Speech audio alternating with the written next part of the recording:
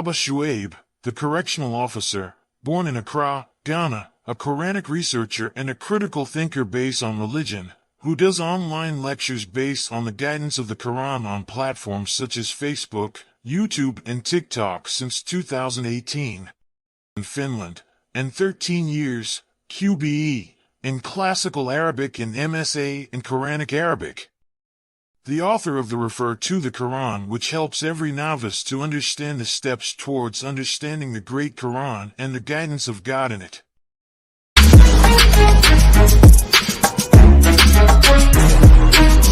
Babashuaib, the correctional officer, born in Accra, Ghana, a Quranic researcher and a critical thinker based on religion, who does online lectures based on the guidance of the Quran on platforms such as Facebook, YouTube and TikTok since 2018. In Finland, and 13 years, QBE, in Classical Arabic and MSA in Quranic Arabic. The author of the Refer to the Quran, which helps every novice to understand the steps towards understanding the Great Quran and the guidance of God in it.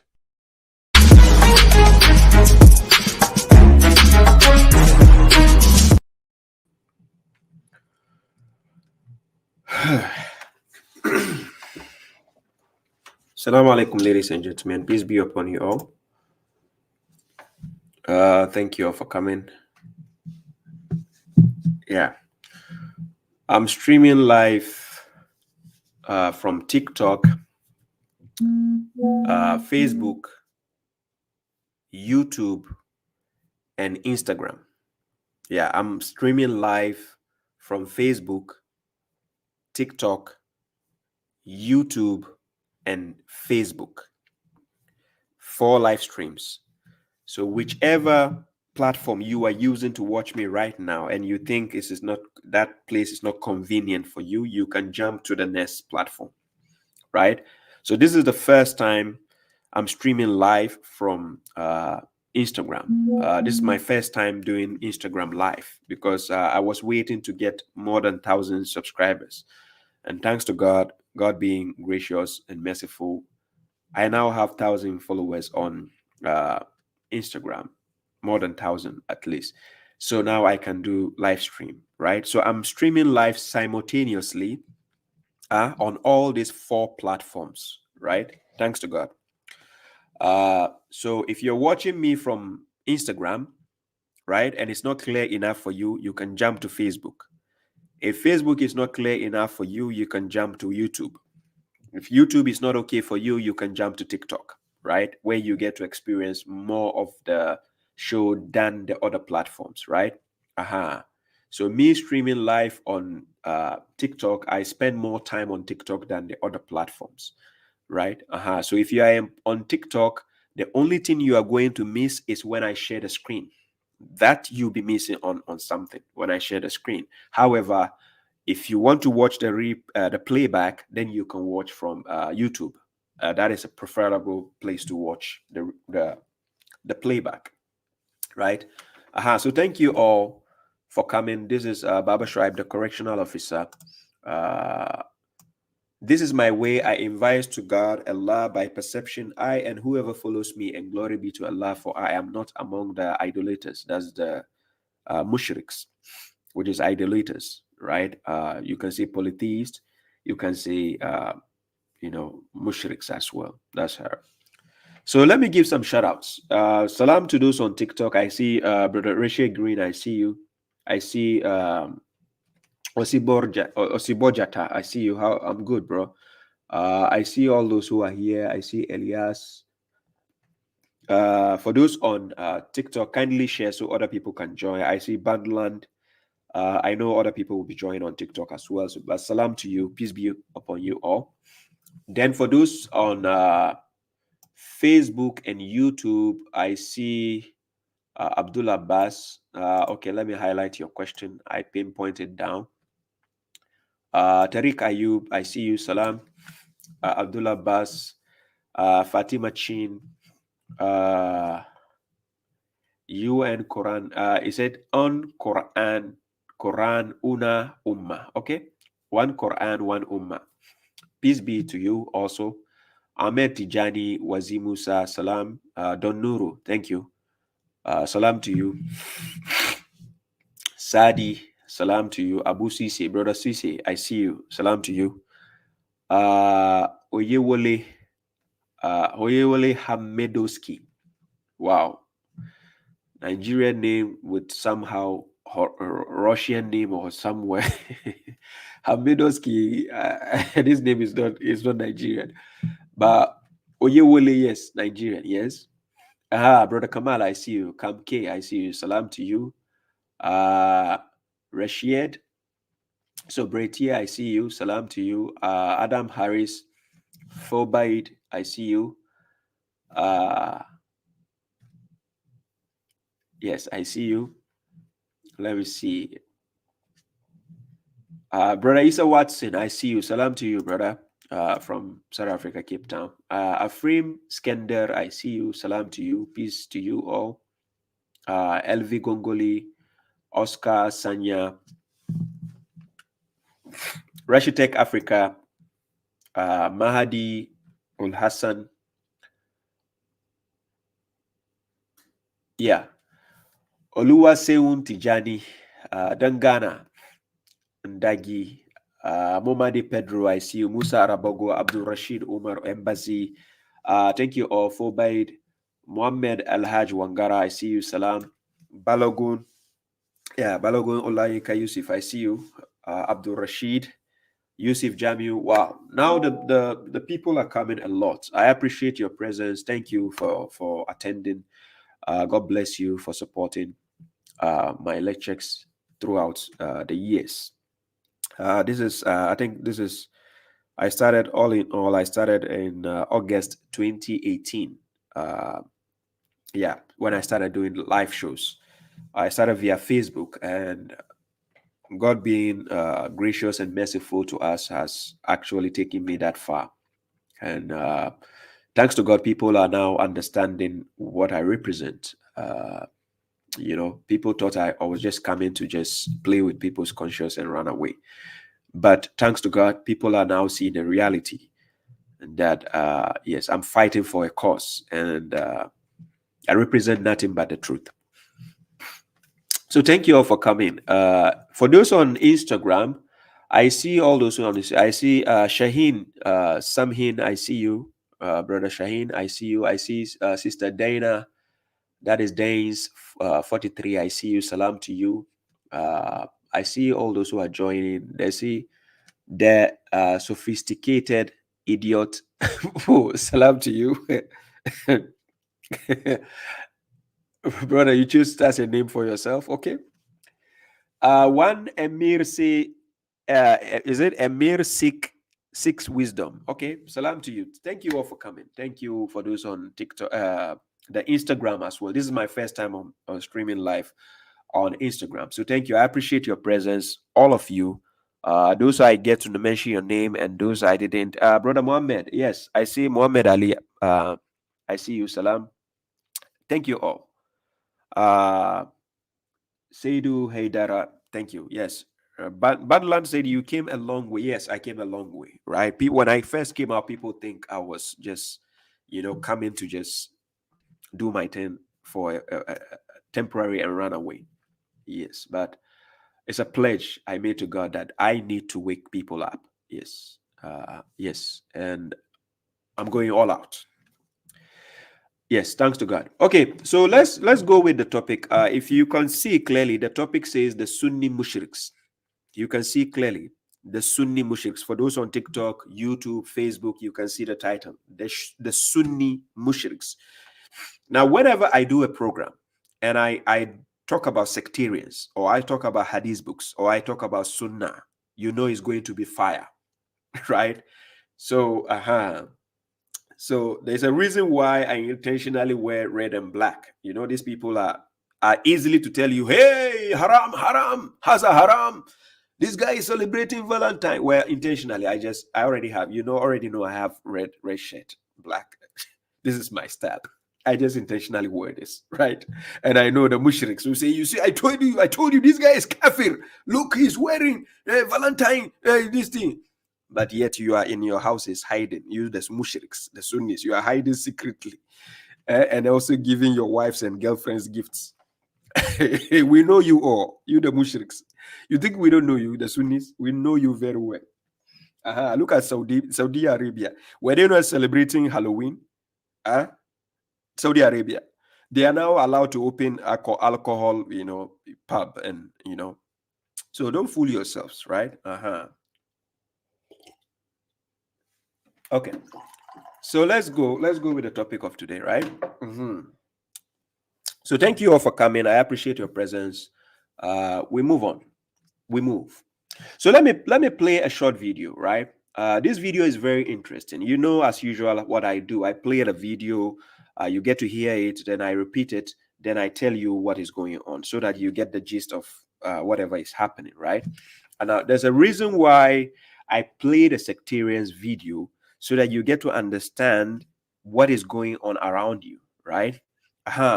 When you choose to do something different from the majority, people start tagging you as, unbeliever or crazy. They tag you as you're a madman, you are crazy, you understand, because you don't go with the flow of the majority, right? Now, there's a saying which says majority carries the vote.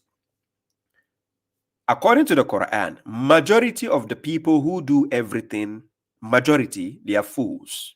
Majority of the people are ignorant. Majority of the people, they don't know, they don't have knowledge.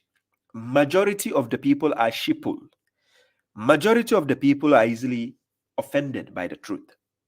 Majority of the people spew nonsense. There's no logic coming from majority. Now, so when you're dealing with majority always, there's a problem, right? So if you find yourself being in the majority, you have to question yourself twice. Seriously, what made you stumble into the group of majority? There's a problem, right? So Quran chapter 17 verse 36, it says, وَلَا تَخْفُ مَا لَيْسَ لَكَ بِهِ عِلْمٍ. وَلَا تَخْفُ مَا لَيْسَ لَكَ بِهِ عِلْمٍ. Do not pursue that of which you have no knowledge. You don't have knowledge about something, don't pursue it. Whether it's about politics, whether it's about healthcare, whether it's about religion, whether it's about anything. I'm serious. If you don't have knowledge in it, don't pursue it, because you are the biggest fool to do things you can't explain. Seriously, you are the biggest fool to do things you cannot answer for. Right? So yes, just like brother Amajdi Rabbani, he says, Quran chapter 6 verse 116, God says, وَإِن تُطِعْ أَكْثَرَ مَنْ فِي الْأَرْضِ يُضِلُّوكَ عَنْ سَبِيلِ اللَّهِ إِنْ يَتَّبِعُونَ إِلَّا ظَنًّا وَإِنْ هُمْ إِلَّا يَخْرُصُونَ. If you obey most of those on earth, they will mislead you from the way of God.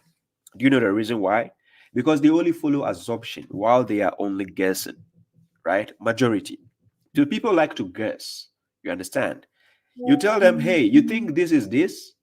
Do you think this is that? They will say, oh, I think so. Yeah, I think so. Are you sure? I don't really know. I think so. Hey, brother, 1 + 1. I think it's 2. I think so. Yeah, I think it's 2. Yeah. Hey, how many kids does babashuaib has? How many kids does he have? Oh, I think he has 3 kids. I think. Are you sure? Yeah, I think so. How can you be saying yeah and you are saying you think so again? Are you sure? Why are you saying yeah, you think so? So this is how majority of the people think. You understand? So it is just like people have been programmed in such a way that they are dumb, but yet think they are wise. And especially social media has been built as a platform where everybody can spew their nonsensical aspect of their brain online. You understand? So this is why babashuaib, I give people a chance, especially on TikTok. Then I say, hop on. Let's go at it. Then you get to see that those who are trying to write nonsensical statements against me, whenever I give them chance to hop on, they are full of gibberish. They cannot articulate the things they speak. I'm serious. They are the dumbest people ever when they hop on to face me. Because they think talking is cheap. You just type anyhow what you like and go your way. No, it doesn't work that way. Yes, thank you very much. I appreciate this. Somebody gave me a gift on YouTube. That is Alpha Music Empire. Actually gave me the gift of 349 euros. Thank you. God bless you, bro. I never expected this, right? Even though I did not ask for this, but I appreciate that a lot. God bless you. And to those who send me the gift on TikTok, I appreciate it as well. God bless you all. I appreciate this. God bless you. Salam to Sister Nazkan. I see you, Muhammad Ashari. I see Nara Power. Thank you all. I appreciate your presence. One love. Okay, let's move on. Okay, like I said, babashuaib, my main aim is to wake the masses up. I know I cannot do with the masses, but at least many were called, but few were chosen. So out of the many that I can speak to, I will get the logical ones, the ones who can use rationality, the ones who don't put emotions first. They rather put logic and reasoning first before emotions. We are all human beings. We can have some emotions attached to us, but use it wisely, right? I try to use my emotions in a justified way or means, right? I don't use my emotions where logic and intelligence have to take lead. No, I don't bring it out. I put it on the side. I'm a human being. You need to have emotions as well, but you need to control your emotions when it comes to logical aspect of faith. Do you get my point? So this is the topic for today is the Sunni Mushriks, right? I'm talking about the Sunni Mushriks, and I'm going to delve into the reason why I'm talking about the Sunni Mushriks. Now, Sunnis are always the first among all the sectarian religions. Sunnis are the first to always classify somebody as kafir, to say he's a kafir. This guy, he rejects our sunnah. He's a devil. He's going to hell, as if hell is for their family. I don't get it. As if they own the keys to the hellfire. Seriously. Well, I think so. I think they own the keys to that because they belong there. Yeah, you know, when you belong to a house, you have the keys to the house. Yeah, so that's why they keep putting people, because they want people to join them. They are the same ones who tell you in their hadith books that people will be put into hell and later on put into paradise, and those people will be called al-Jahannamin. Yes, the Mushriks, the Sunnis, they tell you that. Now, the reason why I'm touching up on the Sunni aspect, because they are the majority when it comes to Islamic sect. They are claiming to be number one. And I will tell you why the Sunnis are claiming to be number one. Because they think, as a matter of fact, Sunnis think the prophet, they own the prophet. like, like the prophet, peace be upon him, they think they own him. You understand? So when you are using logical aspect of rationality to speak about the prophet, they don't look at the logical parts, right? I give an example. Anybody watching me, if you have any relative who is a Sunni, just tell him that the prophet made a mistake. Just tell the prophet has made a mistake before. He say, "Hauzu billah. Why do you say that? Akhi? Don't say that. You go to hell if you say that." So even if you show them a verse where the prophet made a mistake, they are like, "No, your understanding is wrong." They will tell you, "Yes, your understanding is wrong. Since when did you become a sheikh?" No, he never make a mistake. The prophet never. They will not agree with you. That shows their emotions has taken hold of their brains. So such people, you don't dare force the idea, this rationality on them. Stop it. I'm serious. Even if it's your father, your mother, don't go to that extent convincing them. I'm serious. You will sleep outside on that day. So don't try. You saw what the father of Abraham tried to do to him. He's part of the people who try to burn down Abraham, right? Out of the hatred for the truth that Abraham speaks. Yes, the people of Abraham, they try killing him. So it gets to the point, you know, just like because of politics, somebody can kill you. Because of football, hooligans, somebody can kill you. Same goes with because of religion. If you push it to the certain aspect, we will have people trying to kill you. You understand? But when you are speaking the truth and you are on the side of God, you don't fear anybody. Quran chapter 33, verse 39. الذين يبلغون رسالات الله ويخشونه لا يخشون أحد إلا الله. Right? So those who deliver the messages of God and have the fear of God will not fear anyone except God. So you can see, babashuaib, I'm fearless. I'm not scared of any mushrik.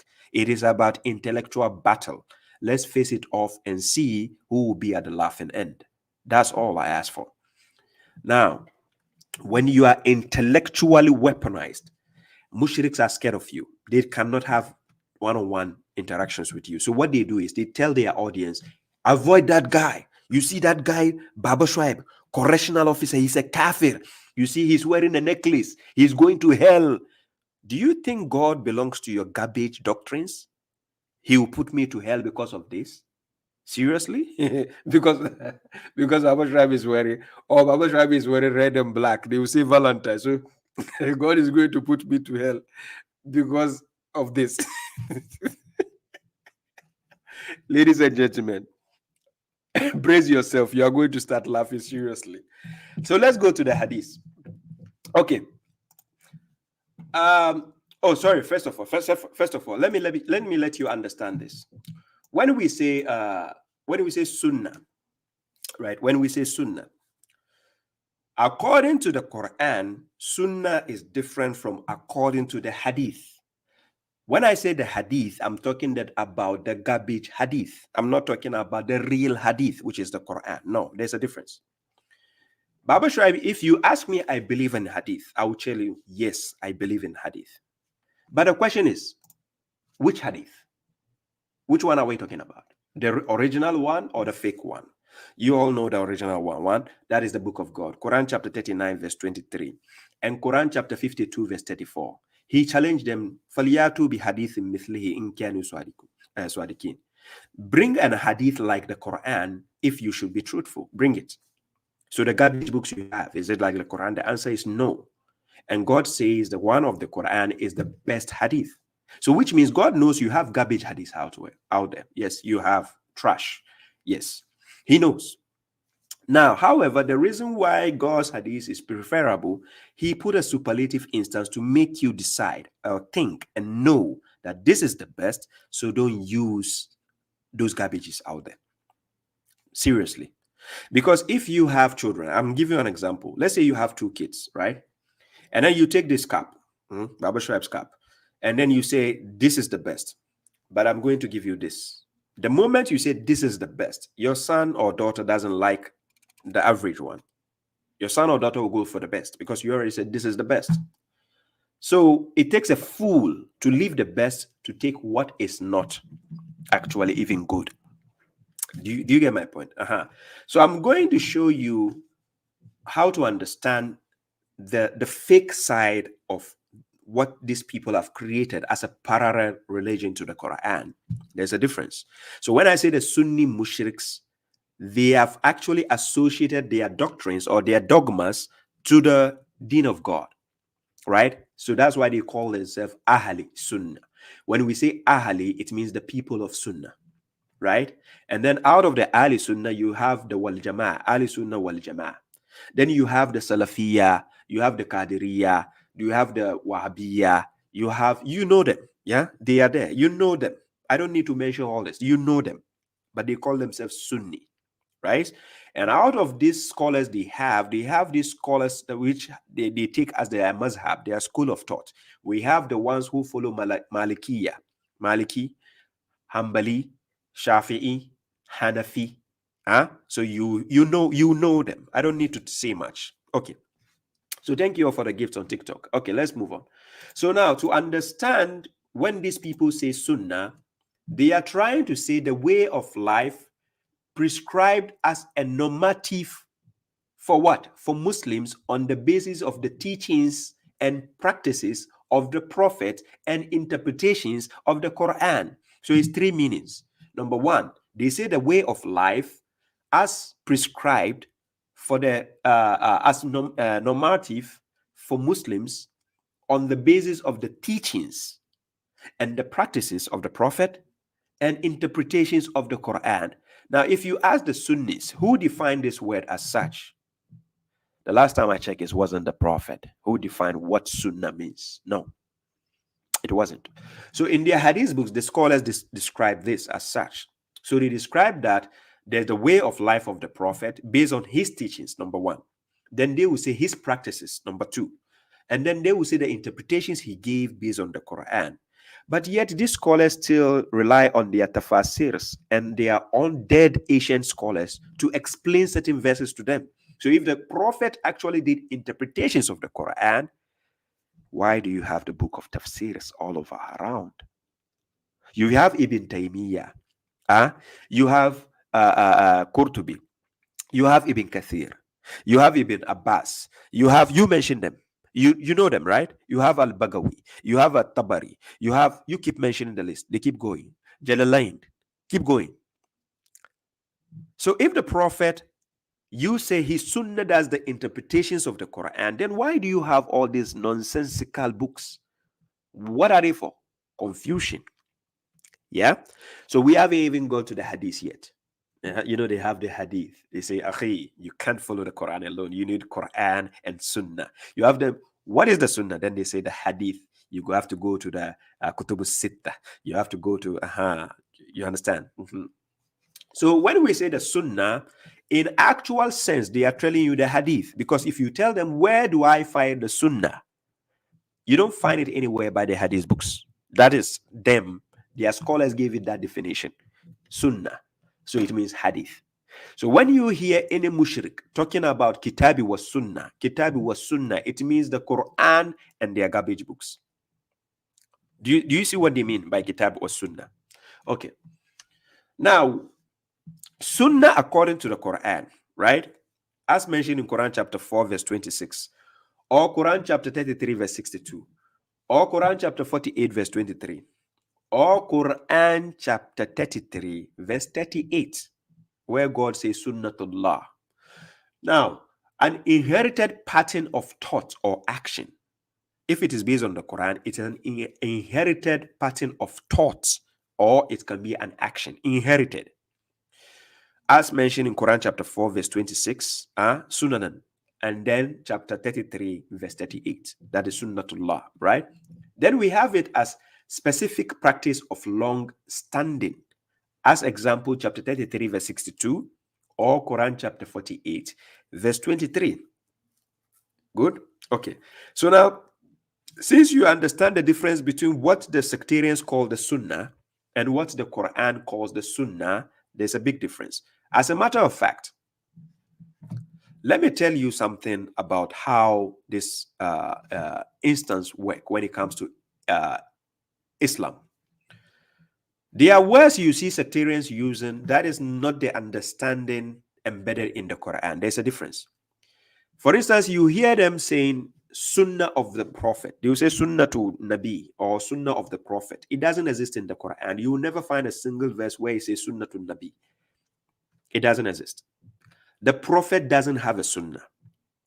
What the Prophet has is what he has been ordained by God, and then he actually practiced that. That makes it Sunnatullah, not Sunnah to Nabi. Nabi doesn't have his own Sunnah. Nabi, whatever Nabi has to do has to be inherited from God, not from him, his own ideologies or opinions. No. So let me give you the example so that you get the gist of what I'm saying. If I take you to Quran chapter 33, verse 38, I'll put it on the screen so you understand what I'm trying to say here. So let's see the verse. In Quran chapter 33, verse 38, here. Let me see if Instagram can see it. Those on Instagram, if you can see it, kindly write me the message if you can see it. Because I think those on Instagram can see it as well. Okay. So now, in Quran chapter 33, verse 38, it says, "Ma kana ala nabi min harajin fima faradallahu lahu sunnatallahi fil lazi khalahu min qabl." Then it says, "Wa kana amrullahi qadaran maqdura."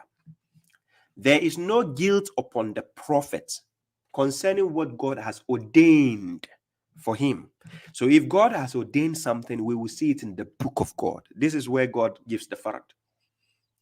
Right? This is where we find the farad. That is the obligation God has obligated. We will find it in the book of God.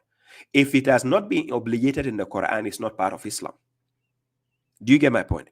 Like the foolish mushriks will tell you he married a 6-year-old girl. If you ask them, prove it from the Quran, nowhere. But then they want to justify that means from their garbage books. However, even the Sunnis, they disagree with each other. Some will say he 9 years, some will say 18 years, some will say 13 years, some will say 6 years. You see how confused they are. Okay. So then God says, such is the tradition of God. That is the norm. Such is the inherited pattern of God. That is sunnatullahi.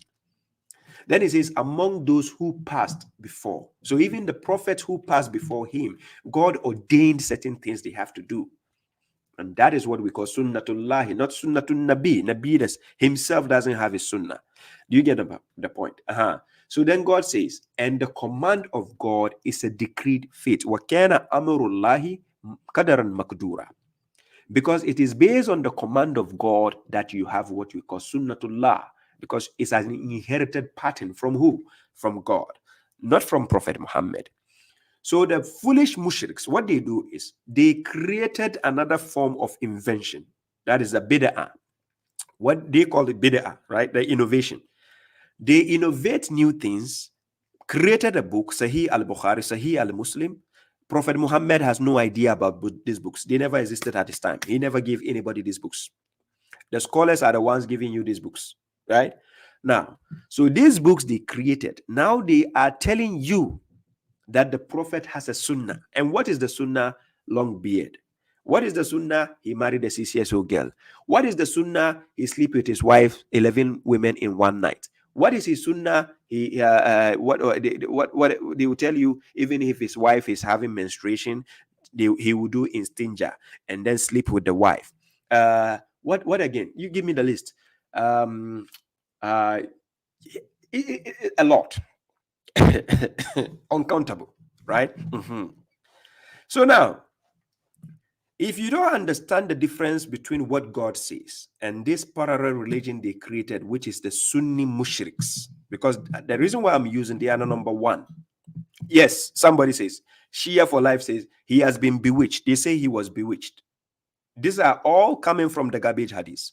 They say the prophet was bewitched, right? Meaning sihr has been casted upon him, and then he woke up one day, he doesn't know what he's saying. Hey, Allah mushirikanga. Kungani. Now, so we see what we call sunnatullah. Wallahi lazim. God bear me witness. You will never find a single verse in the Quran where it says sunnatun nabi or sunnatun Muhammad. It doesn't exist. So how come out of your foolishness, what doesn't exist in the book of God, you are making it a legislation?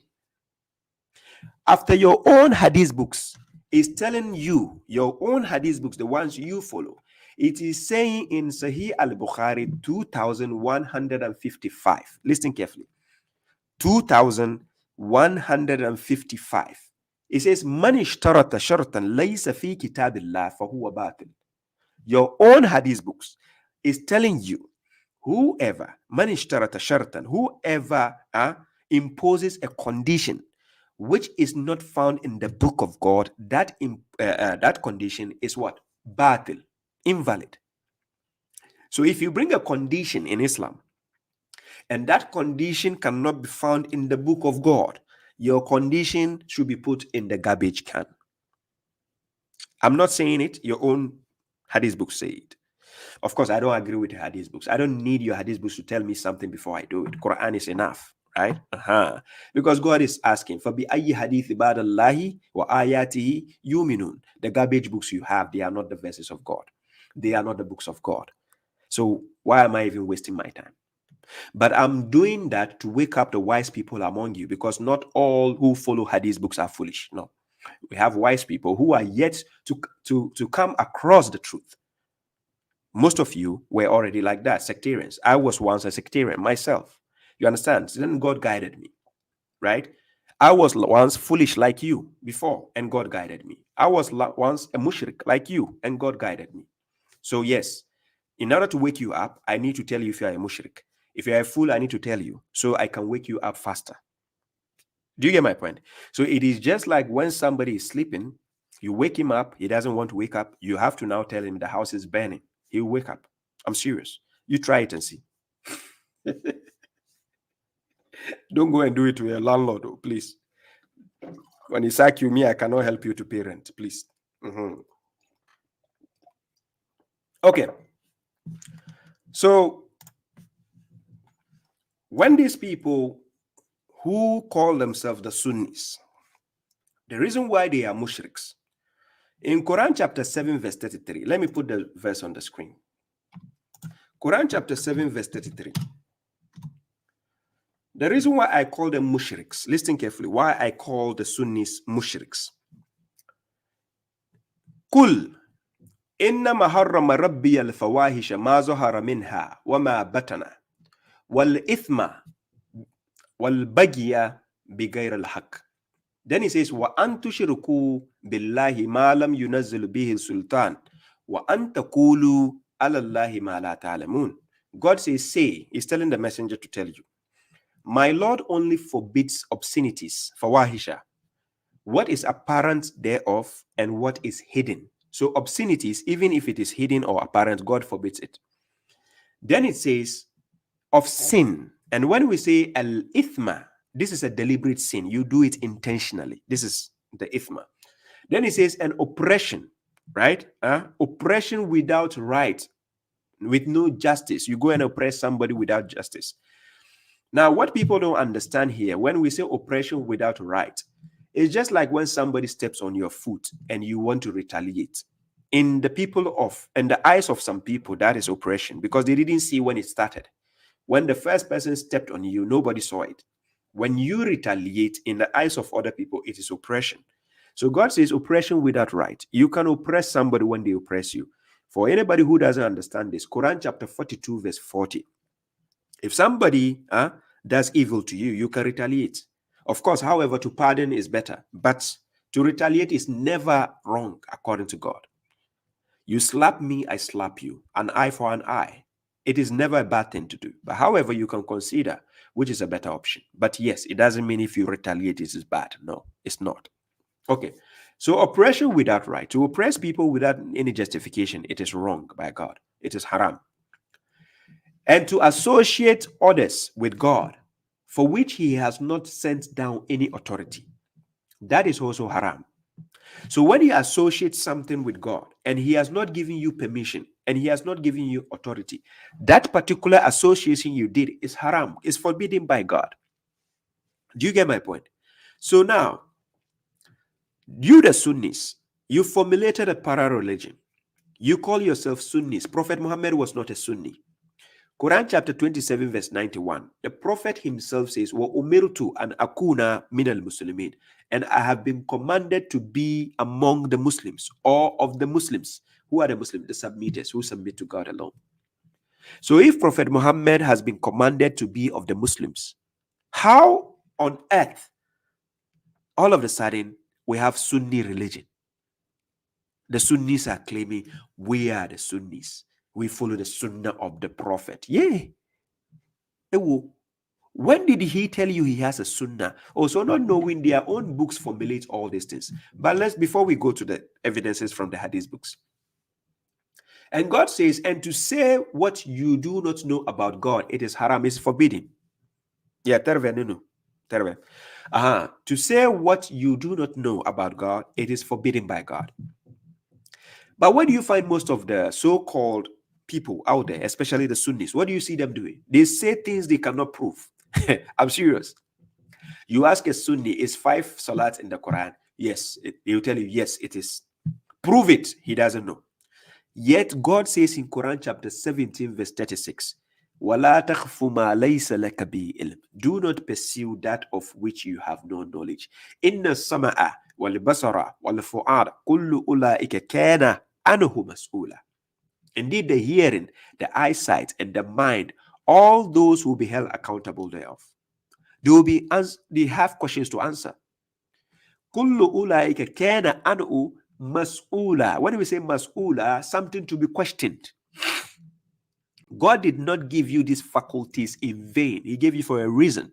How can you have the hearing, the mindset, the eyesight, the hearing, and the mind, and you don't use it wisely?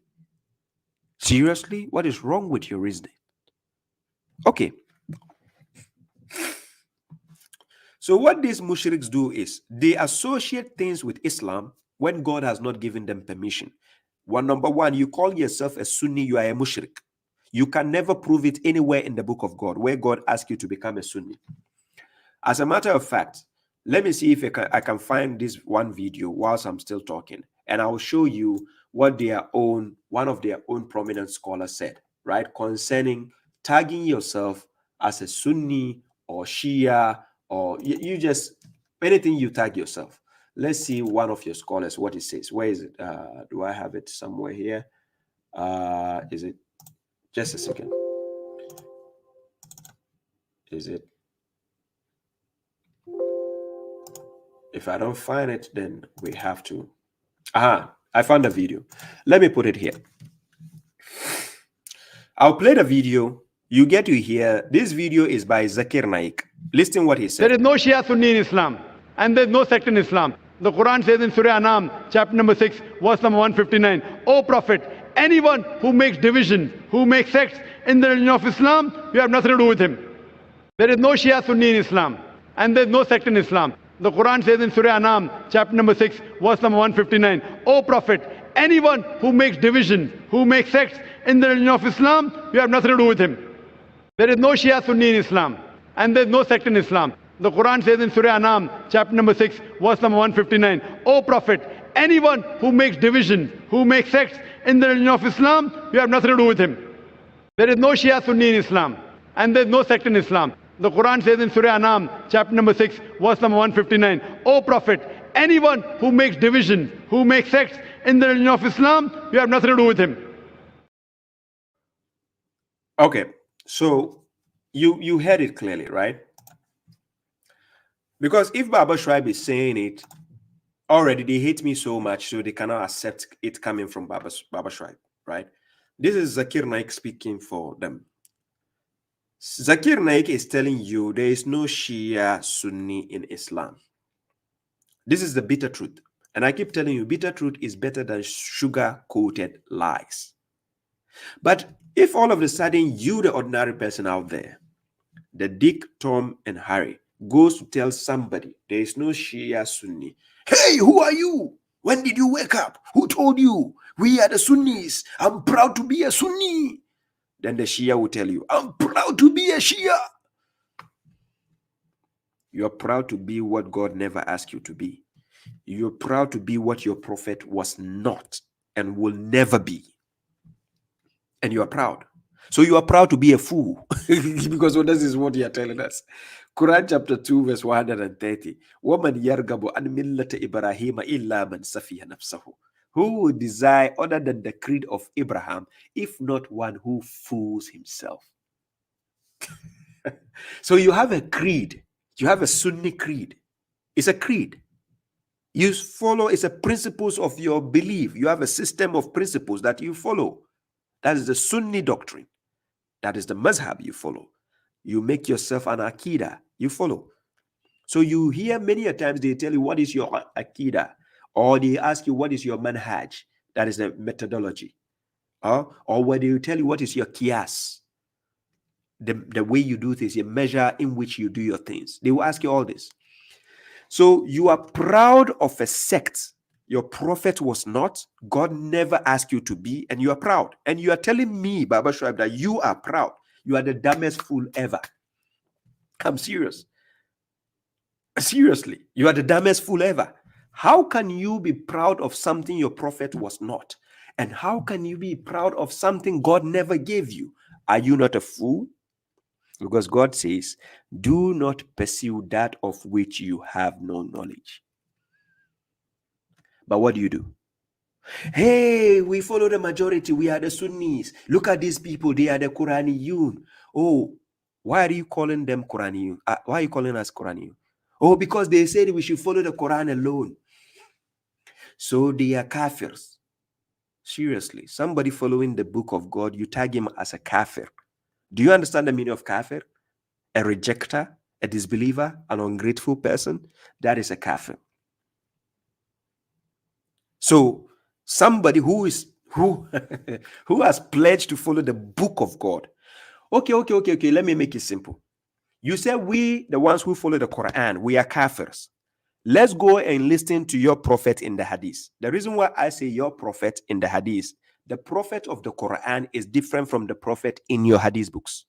The prophet of the Quran never married a 6-year-old girl. Understand this difference. Your prophet of the hadith married 6-year-old girl. There's a difference.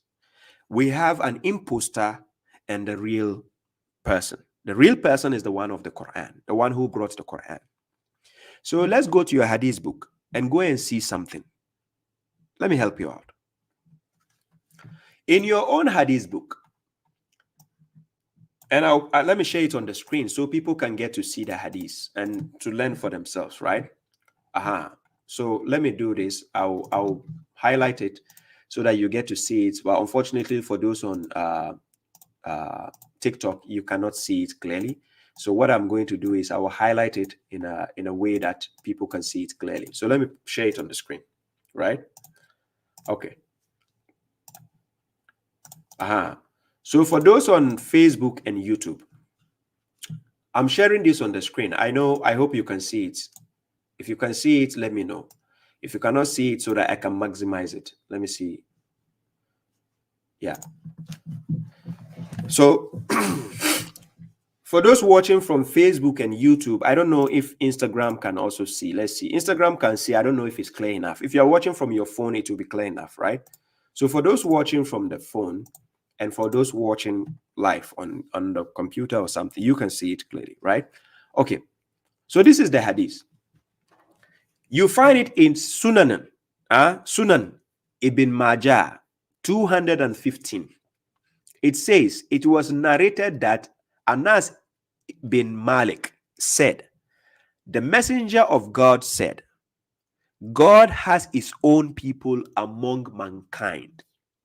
God, Allah, he has his own people among mankind. And who are these people? We are going to find out. They said, O messenger of God, who are they? These people among mankind, that God has his own people. Who are they? He said, the messenger said, according to the hadith, the people of the Quran, the people of God, and those are closest to me. This hadith, let me do this. I'm going to show you something so that you get the gist of what I'm saying. You see the reality of what I'm saying, right?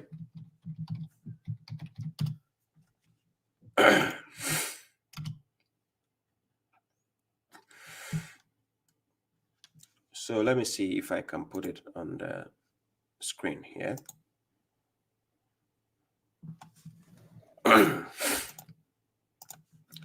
Yeah, so Sunan and Majah, then we go to 215, and I'll put it on the screen so people can see it.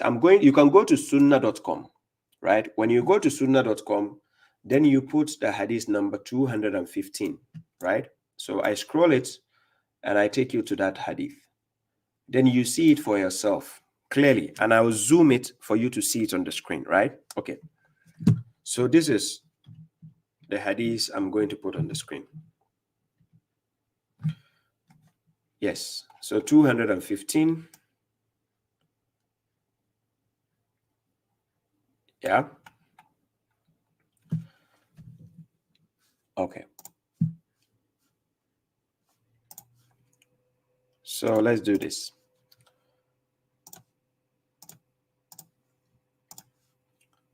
This is the hadith on the screen. For those on Facebook and YouTube, you can see the screen, right? Okay. On the screen, when you watch carefully, this is the reference of the hadith. It's classified as Hassan. When we say Hassan, it means it is good. It is a good hadith, which means the scholars are using it. I have seen scholars even using hadith which are da'if, and they use it to preach to their audience because the audience are sheeple. They don't study, they don't check, so they believe. But this hadith is classified as Hassan. You get it on sunnah.com. If you have that compilation of that hadith book, Sunan and Ibn Majah, go and check it, 215. Now, in the Arabic language, When you read, he says, inna, I'm highlighting here, inna ahlina minan nas. Qalu ya Rasulallahi. Man hum? Qala hum ahlul Quran. Ahlullahi wa khasatuhu. Wa khasatuhu. He says, the people of the Quran, the people of God, and those who are closest to him. What do you hear the Sunni people calling you the ones following the Quran? They say Quraniyun, Ahlul Quran, the people of the Quran, Ahlul Quran. They are attacking you, saying that you, the followers of the Quran, you are kafirs. Out of their foolishness, going against their own book again. You are insulting the people of the Quran, the people who claim to follow the Quran, Ahlul Quran. You call them Quraniyun because we follow the Quran. You call us Quraniyun. We don't call ourselves Quraniyun. You call us Quraniyun. No problem. This is your own hadith book. Sunan ibn Majah, 215. It is telling you in your own hadith book that the Prophet says, Qalu, they are asking him, Ya Rasulallahi, man hum? Then the messenger says, he says, Qala. Messenger said, hum ahlul Quran. They are the people of the Quran, not the people of the hadith. No. Not the people of the Sunnah. No. We don't need that. It's trash. Ahlul Quran. The people of the Quran. You, the Mushriks, are you part of the people of the Quran? You are not. You are the people of proud of Sunni, garbage books and hadith books. You are the people of Sahih Bukhari or Sahih Muslim. This is what you are. You understand? You are not the people of the Quran. I'm serious. Look, a Sunni cannot call himself the people of the Quran. His people will cast him out. They will think he has joined the Quraniyun. This is because they classify us as Quraniyun. Okay. So, according to their own doctrine, their own hadith book is accepting that Ahlul Quran are the people of God. Okay. So we are following the Quran. You call us Quraniyun or Ahlul Quran. No problem. But this is your own hadith book talking against you again. Because it never says Ahlul Hadith or Ahlul Sunnah. No. You are mushriks because what you practice is not part of Islam. So now, since I've delved into your hadith book, let me now show the people the catastrophe you have in your hadith books. So I'm taking you to Bukhari, the hadith of Bukhari. I'm going to show you something concerning Prophet Musa according to their hadith books.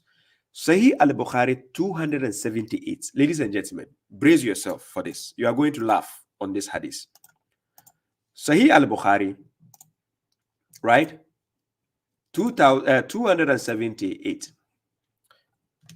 This is the hadith on the screen. It says, narrated Abu Huraira. You see, normally when you read in Arabic, they have Haddathana Ishaq. But when you read in the English, they shorten the translations. They shorten it. So they don't bring the Haddathana Ishaq, like narrated to us by Ishaq. They don't bring that. They shorten it to the last person who narrated it. So what they do is, narrated Abu Huraira. The Prophet said, the people of Bani Israel used to take bath naked, all together, looking at each other. Prophet Musa, that is Moses, used to take bath alone. They said, by Allah, they swear, wallahi, nothing prevents Musa from taking bath with us except that he has a scrotal hernia. When we say scrotal hernia, for those who know hernia, on the scrotum, when we say scrotal hernia, the balls, men, you the men, I'm talking to you, your ball, the two balls hanging beneath you, there is something we call hernia. It can, it causes a lot of pain and it can get swollen. So you know hernia, right? You can Google it. They are saying this hadith, I don't know which verse of the Quran this particular hadith is explaining, but this is Sahih al-Bukhari 278. Look how they are insulting the prophets of God. Okay. These foolish garbage books are the same books telling you the prophet sat on the burak to go and the flying donkey, the flying burak, to go and bring you 50 negotiated prayers. And it became 5 without a raka'at. Okay. So they said, nothing prevents Musa from taking a bath with us except that he has a scrotal hernia. So once Musa went out to take a bath and put his clothes over a stone. Now listen what they got to tell you. And then that stone ran away with his clothes. Musa followed that stone, saying, my clothes, oh stone, my clothes, oh stone, my clothes, bring it back. Till the people of Bani Israel saw him and said, by Allah, Musa has got no defect in his body. Musa took his clothes and began to beat the stone.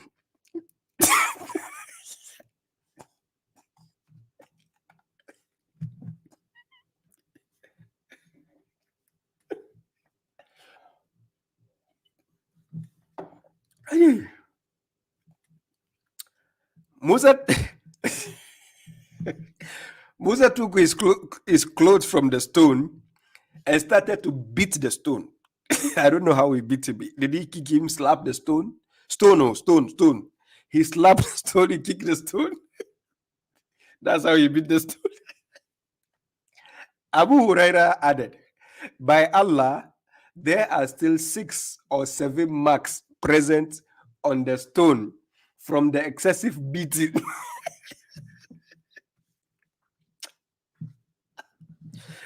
Okay, ladies and gentlemen, enough with this. I'm going to read some little part from the Arabic. He says, فَذَهَبَ مَرَّةً يَغْتَسِلُ فَوَضَعَ ثَوْبَهُ عَلَى حَجَرٍ. Then he says, فَفَرَّ الْحَجَرُ بِثَوْبِهِ. So that now the stone ran away with his clothes. He said when Moses came to bath, he took his clothes and put it on the stone. He placed it on the stone. And then now the stone that he has placed his clothes, the stone started to run away with his clothes. What is this? No, what is this? So this hadith is explaining the Quran. So this is what you call sunnah. These people, they need Acrobat 2. Where is Acrobat 2? I don't see Acrobat 2. Where are you?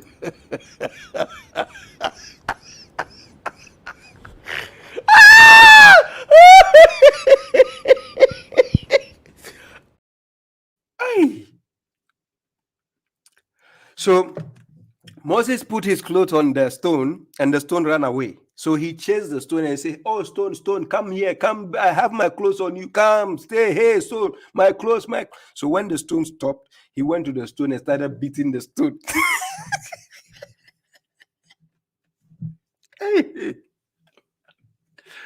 This is Sahih al-Bukhari, 278. Please write it down and check it for yourself. There is a reason why the scholars don't want you to read the hadith books. Let me tell you the reason. Do you want to know the reason why they don't want you to read? Okay. Babashuaib is going to help you to know the reason why the scholars don't want you to read hadith books. So this is the reason. Let me show you the video. The video is here. Read Sahih Bukhari? The answer is absolutely not. Let me explain. Unless you're a scholar or a student of knowledge or someone who's actually learned the science of hadith, you should not be reading Bukhari or Muslim or any other of the 6 hadith compilations. Should you read Sahih Bukhari? The answer is absolutely not. Let me explain. Unless you're a scholar or a student of knowledge or someone who's actually learned the science of hadith, you should not be reading Bukhari or Muslim or any other of the 6 hadith compilations. You heard what he said? This guy, he's famous on TikTok. He has a lot of followers. He's a Sunni guy. Somebody once tagged him on my video so that he can come and see my video. And these people, they will not dare call me one-on-one. I'm serious. Our correctional officer will mess you up. Logically, I'll mess you up big time. So no wonder they are scared. Okay, but I'm the correctional officer. I'll get you. So this guy is telling you why you should not read the hadith books. He says, unless if you are a scholar. So do you see how people become sheeple? So then you will not know what this garbage book says.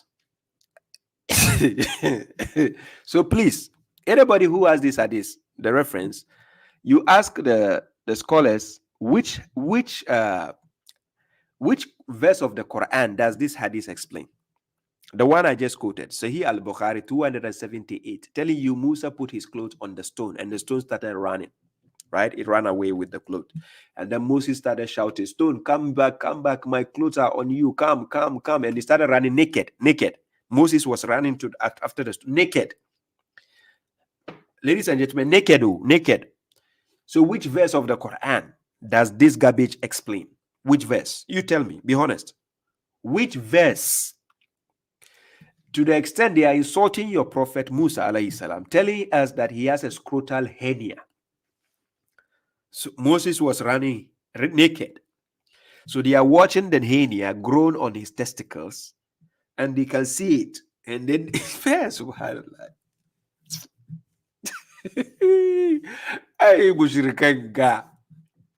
Why?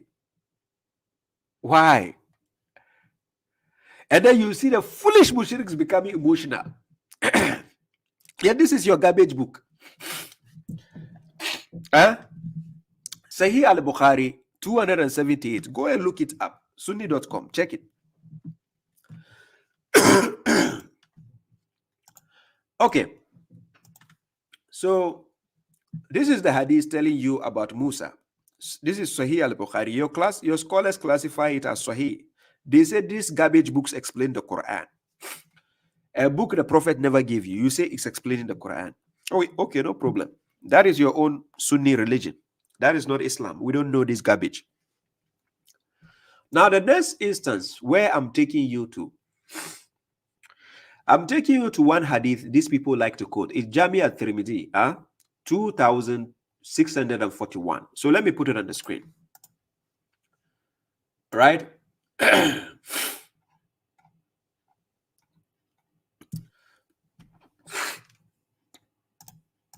Let me show it on the screen. Let's see.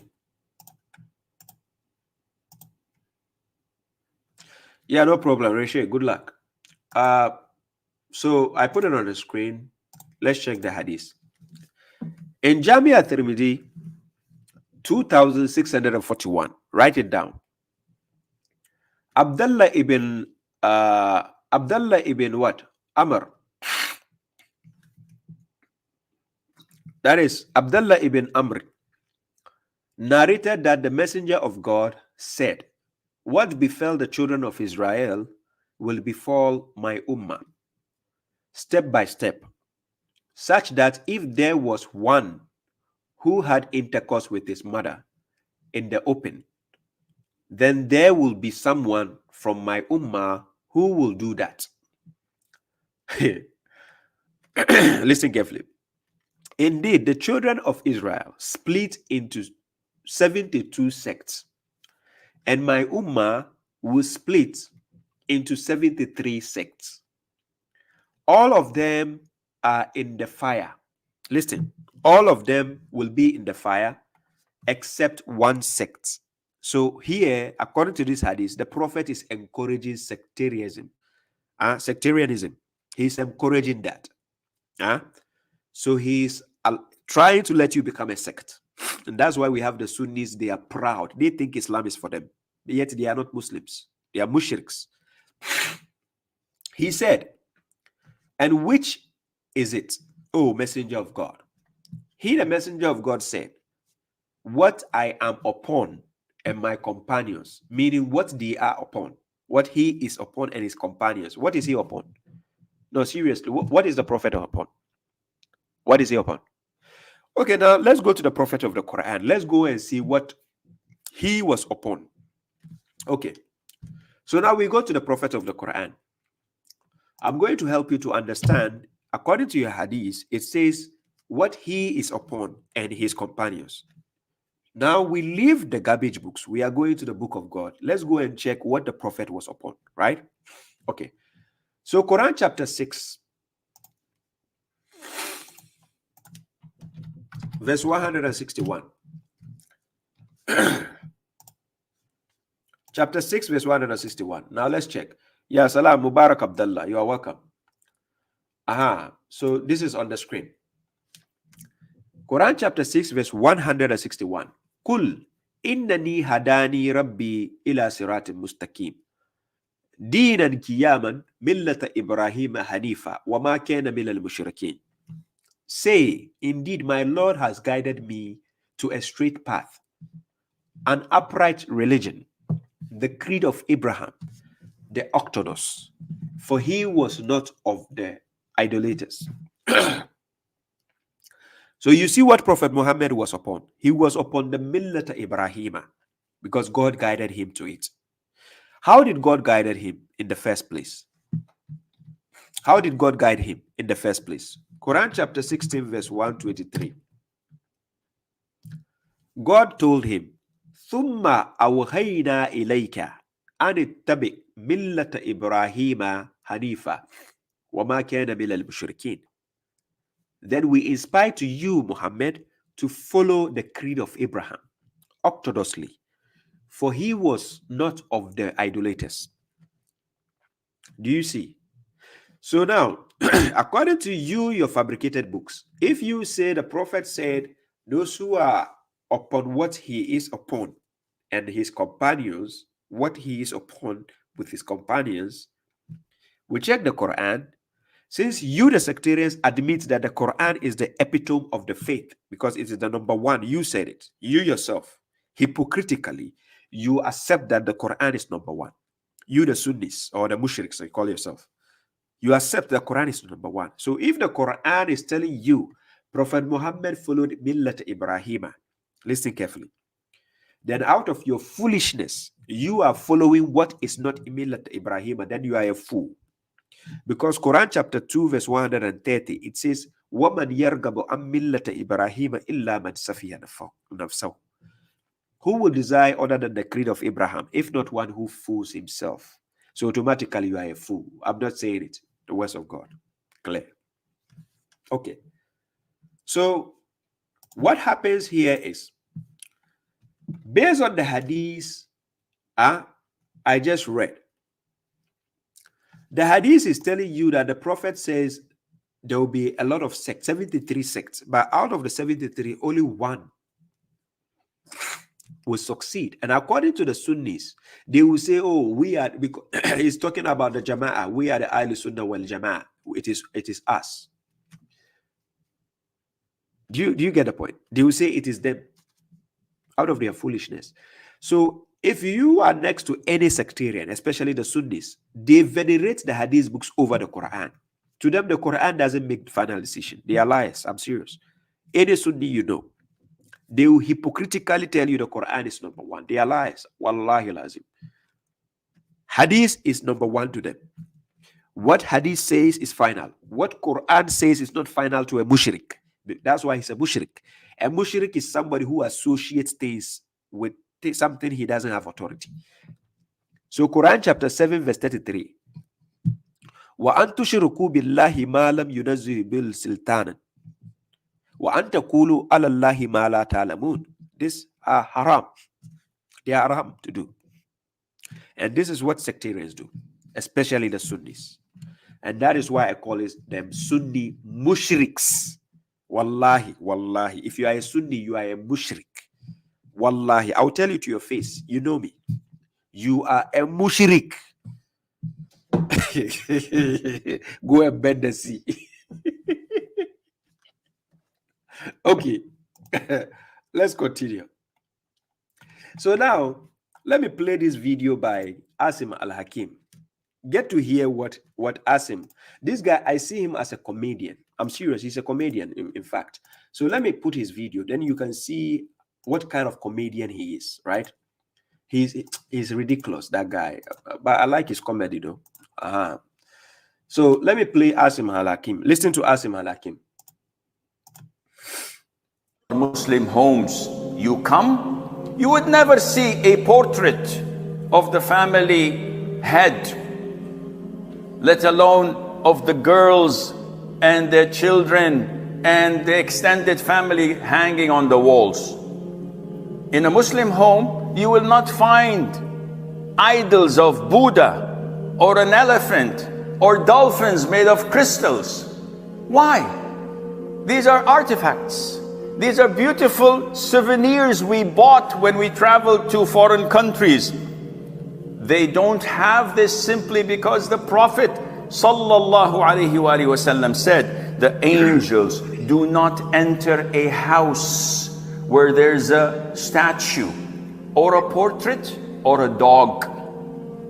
I've seen in Muslim countries youngsters with ponytails dragging dogs around the streets of the neighborhood. Don't they know that this is forbidden in Islam? It is forbidden, but it's cool, sheikh. It's cool.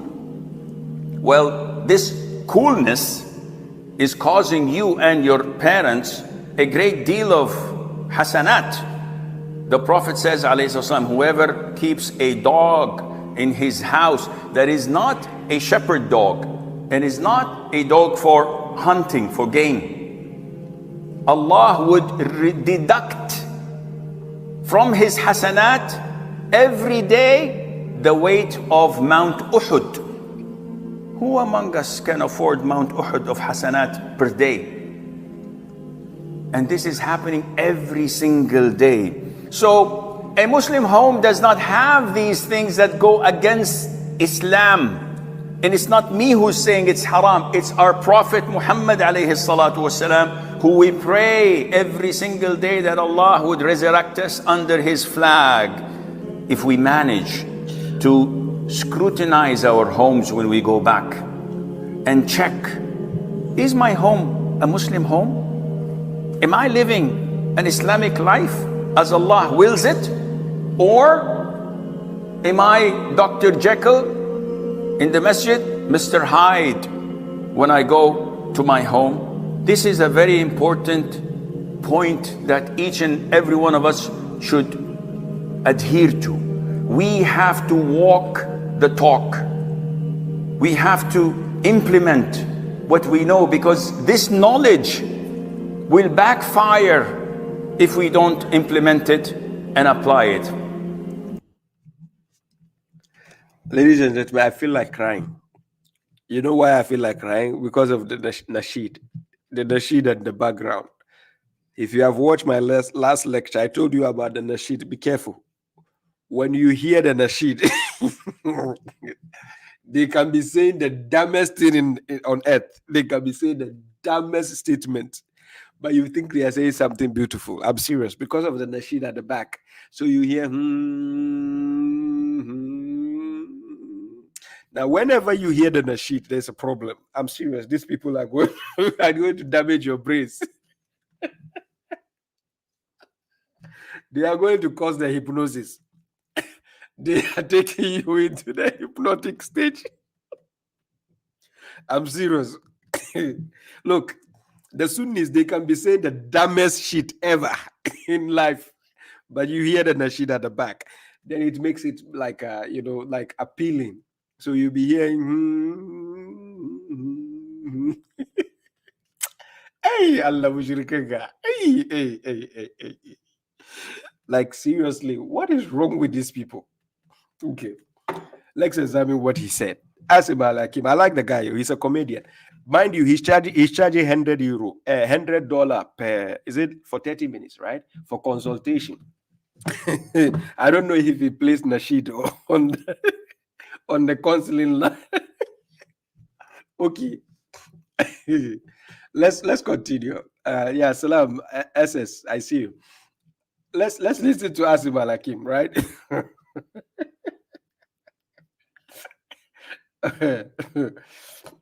Somebody says Bush 2G9, please start franchise worldwide. We need Mushrik exterminator in Morocco.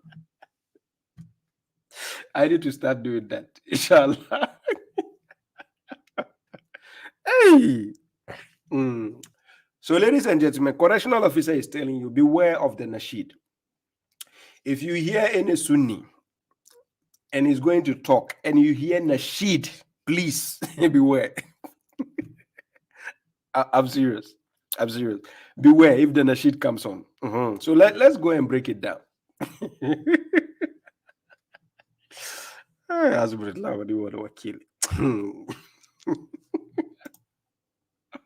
Whatever Allah says, whatever the Prophet ﷺ says, we believe in it and we affirm it without thinking too deeply about this, about the actuality of this act. I think that's just dumb.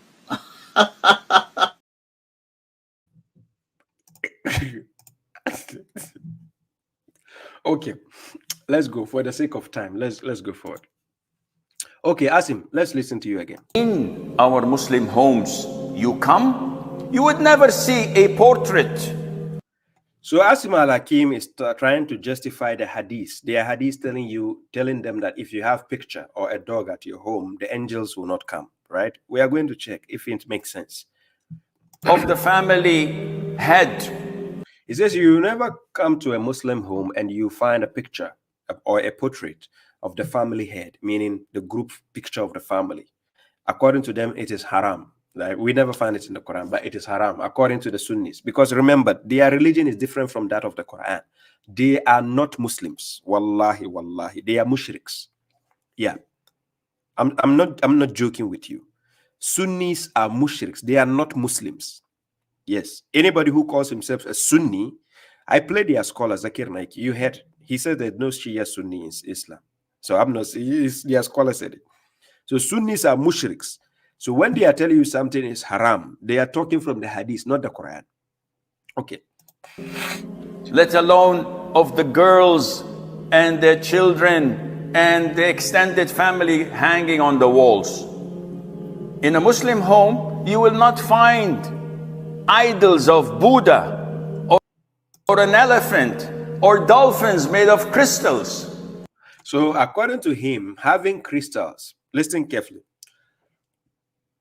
I'm going to show you the contradictions of what these people do. You remember Suleiman. I'm going to show you something.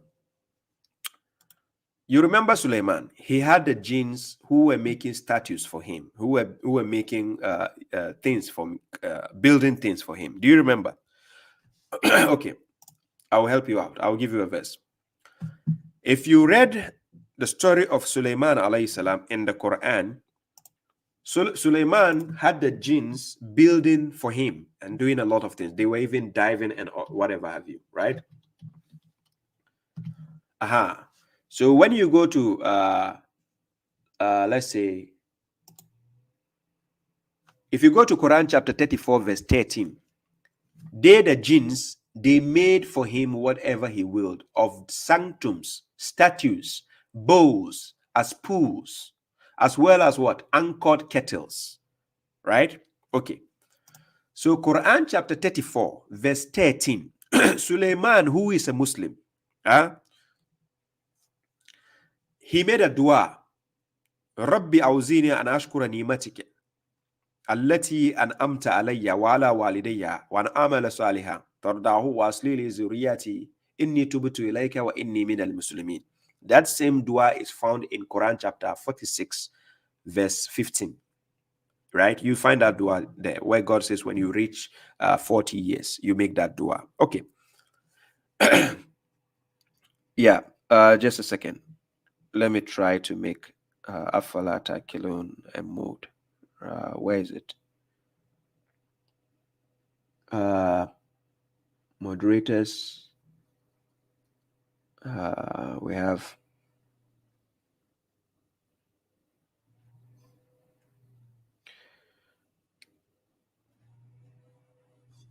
why can't I see you in this list? Just a second. Avalata Kilo, I can't see you here. Let me see. Okay, okay, sorry.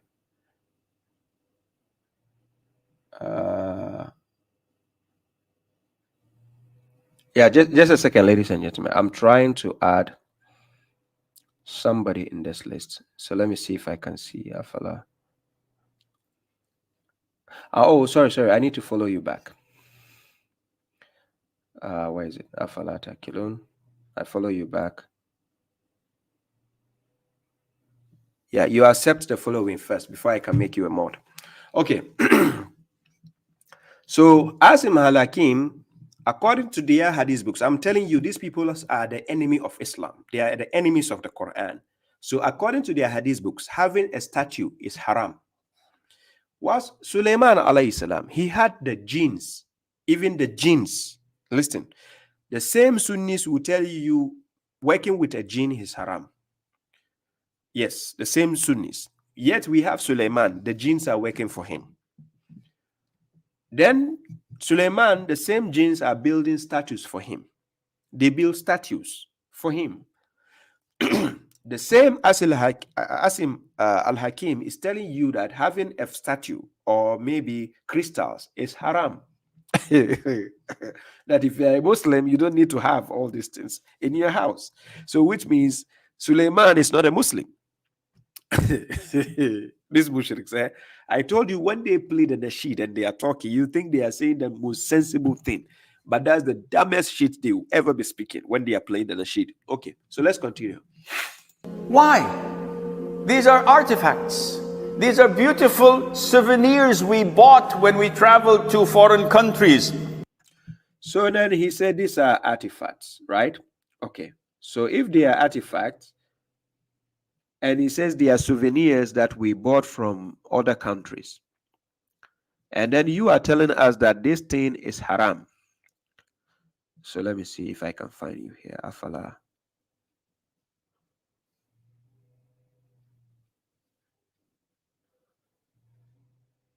Afala Takilo, how come I don't see you here? I don't see you here. How come? I don't see you in the list.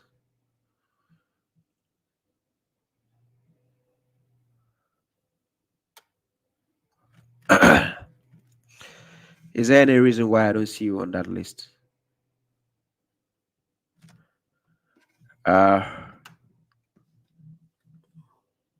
Or do you have a different way you wrote your name? Let me see. Okay, Afala Takilun. Okay, let me join it and see. Sorry, ladies and gentlemen, I'm trying to do something here. Just a second. So Afala.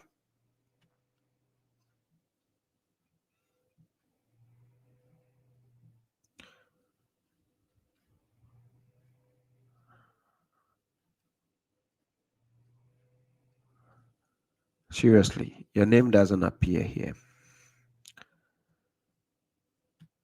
It doesn't appear in the moderator's side. Your name and even your picture doesn't appear there. I don't know why. Okay, wait. I think it shows, right? Now it's done. Yeah, now it's okay.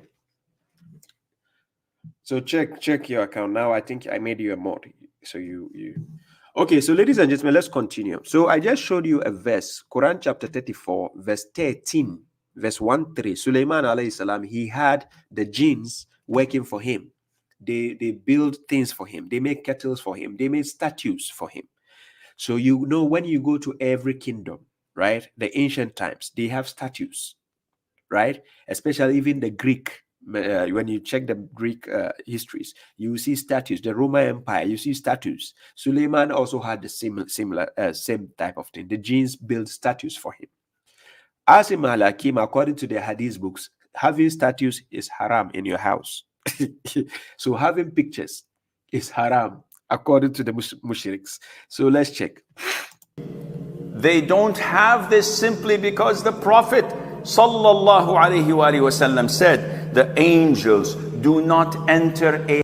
This is how they are. The enemies of God and the Prophet, always when they want to lie, they mention the Prophet. Then they say the Prophet said, the Prophet said, the Prophet said, and they never give you reference. They never prove it. Wallahi lazim. They are liars. They never prove it. Always the Prophet said. Because you have been brainwashed to think whatever any prominent scholar will say and say the Prophet said, you should believe without questioning. Listen to what Zakir Naik said, ladies and gentlemen. I'm not saying it. Listen to what Zakir Naik himself said. I'm going to, where's the video? Let me see if I have the video. Yeah. I think I have the video. Let me put it here.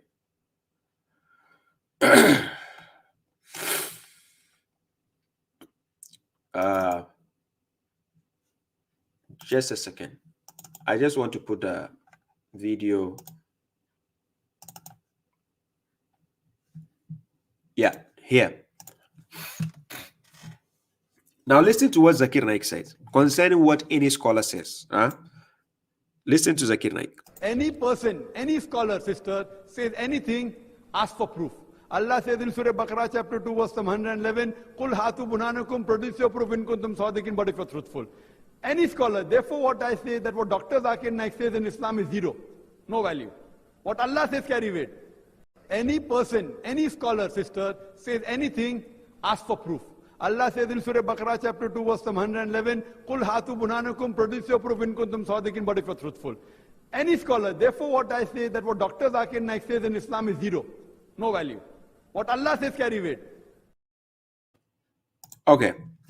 So you had Zakir Naik, right? This is the second time I'm playing Zakir Naik's different video, right? Any scholar says anything, ask for proof. Any scholar says anything, ask for proof. The reason why you should ask for proof, the religion doesn't belong to the scholars. They are all vessels and passengers. They have to enlighten you. You, the listener, God says, do not pursue that of which you have no knowledge. Chapter 17, verse 36. So you need to ask for proof.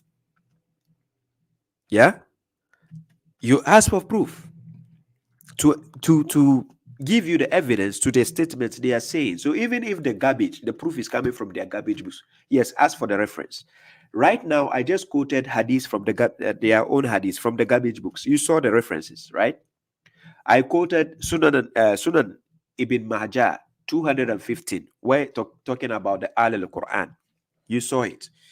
I quoted Sahih Bukhari 278 concerning Prophet Musa. The stone took his clothes and started running. He chased the stone to beat the stone. You saw it. I'm giving you the proofs for a reason, so that you yourself can look it up, and then you face the scholars when they are lying to you. You can ask them the question to prove it. You understand? So that is why, babashuaib, I confidently come online and I face sectarians and I tell them, call me. Then I ask them questions, prove it. If you say something, I will tell you to prove it. And I want you to do likewise. If I say something, ask me for proof, I'll prove it. So that we can know if I'm saying from my whims and desires, or you are also talking from your whims and desires. This is how to catch people if they are liars. And especially this kind of people who call themselves so-called scholars. But when you put them in the tight corner, this Asim al-Hakim, he will tell you, I'm not a scholar. Yes, Asim al-Hakim, he will tell you, I'm not a scholar. Look, I have a video of him. If I'm sure, let me see. Asim al-Hakim admitting that he is not a scholar. So let's see if I have the video here.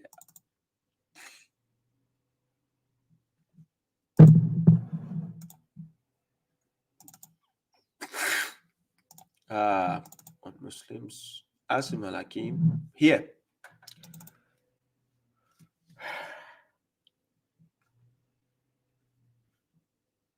However, this is not our question. Did you, Sheikh Asim, say 2% to 3% in a drink is permissible because it does not waste? Yes, I did. Do you still stand by this? No, I don't. What do you mean? Akhi, when I talk about Islamic issues, I don't talk from my own self. I'm not a scholar. I don't come up and think, yeah, I think this is halal, this is haram. However, this is not our question.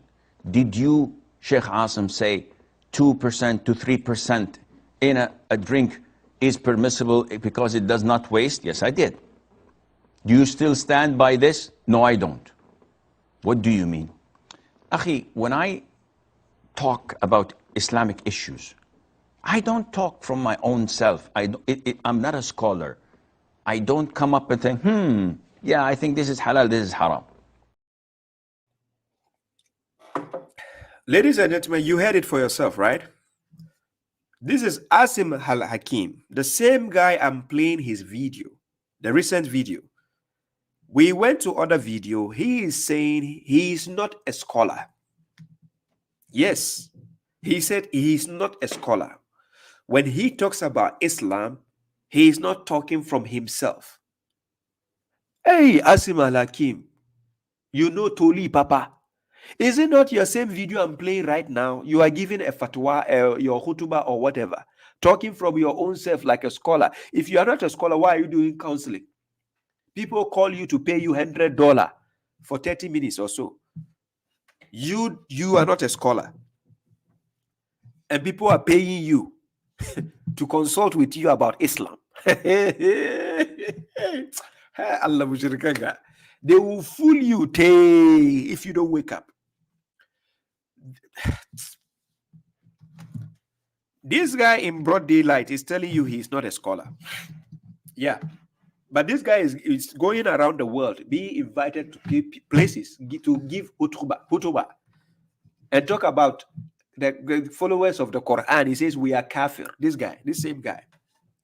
I have a video on him. Go to my YouTube channel. Go to the Versus Scholars. Look for the playlist called Versus Scholars. Find the video I did on Asim Al-Hakim. You will see everything for yourself. So now let's listen to him. A house where there's a statue. So he says a house where there is a statue, it is haram. Suleiman had statues built for him. God never said statues is haram. He never said anywhere in the Quran. God never said having pictures in your house is haram. He never said it anywhere. Their garbage books are the ones telling them that. Or a portrait or a dog. I've seen in Muslim countries youngsters with ponytails dragging dogs around. And again, he says dragging dogs. So dragging dog is even haram, according to the sectarians. If you go to Quran chapter 18, verse 18, if you go to Quran chapter 18, verse 22, you go to Quran chapter 7, verse 176, having a dog is not haram. As a matter of fact, Quran chapter 5, verse 4, you can use dogs for hunting animals. Having a dog as a pet is never haram. Never. Nowhere did God say having a dog is haram. But the foolish mushriks who fail to study, they listen to these comedian scholars telling them things which are not found in the book of God. And people think this is Islam. Seriously.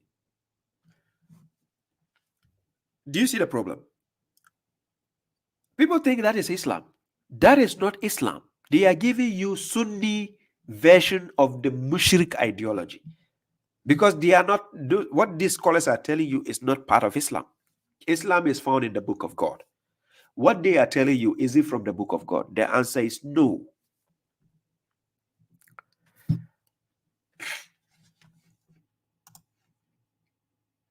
The streets of the neighborhood, don't they know that this is forbidden in Islam? It is forbidden, but it's cool. Asim Al-Hakim, it is forbidden by who? If it is forbidden, what is Quran chapter 18, verse 18? What is the youth holding the dog for in their cave? What were they doing with the dog? And God is protecting them. So if God knew it was haram, and he is protecting the servant with the dog again, something is haram in Islam, and God, who Islam belongs to him, according to Quran chapter 3, verse 19, in the Dina, in the light Islam. And again, he's protecting the youth in the cave, and they had a dog. Habba. These mushriks. You create your own religion, Sunni religion. Hey! Cool, sheikh. It's cool.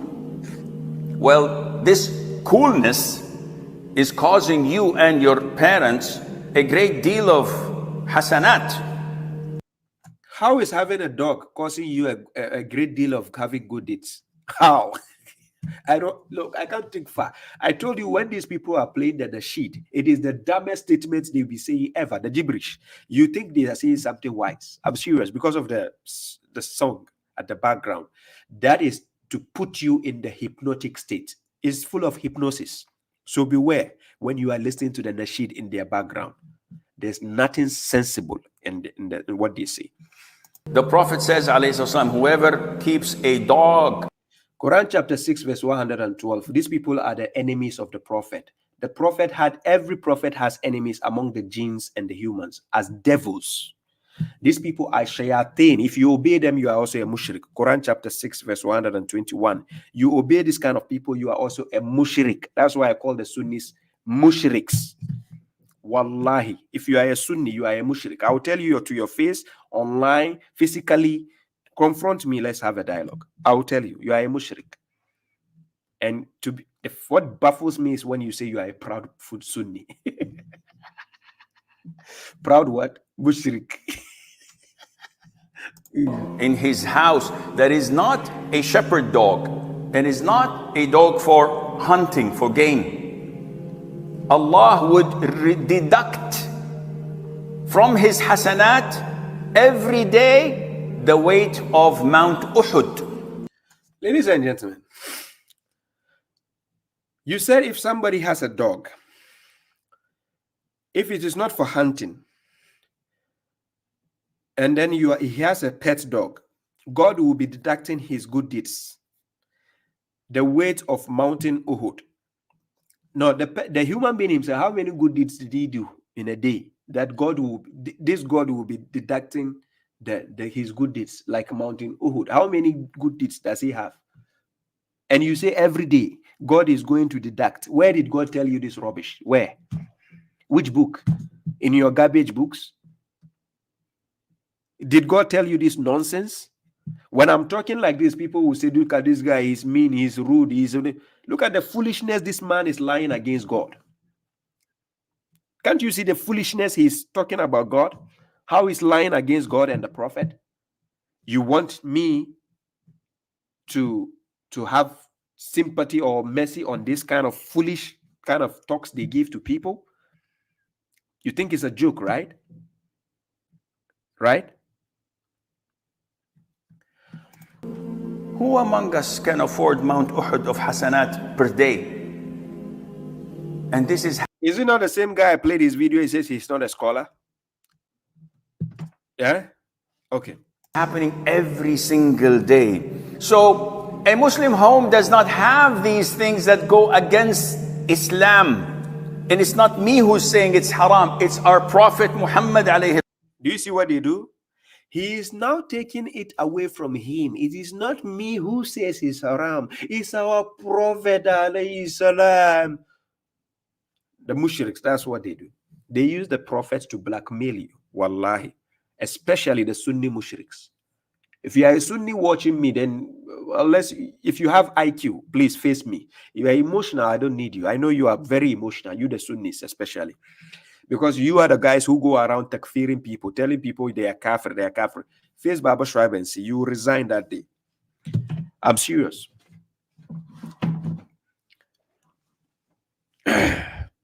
Salatu wassalam, who we pray every single day that Allah would resurrect us under his flag. Under which flag? You think it's a football match? Look at the foolishness.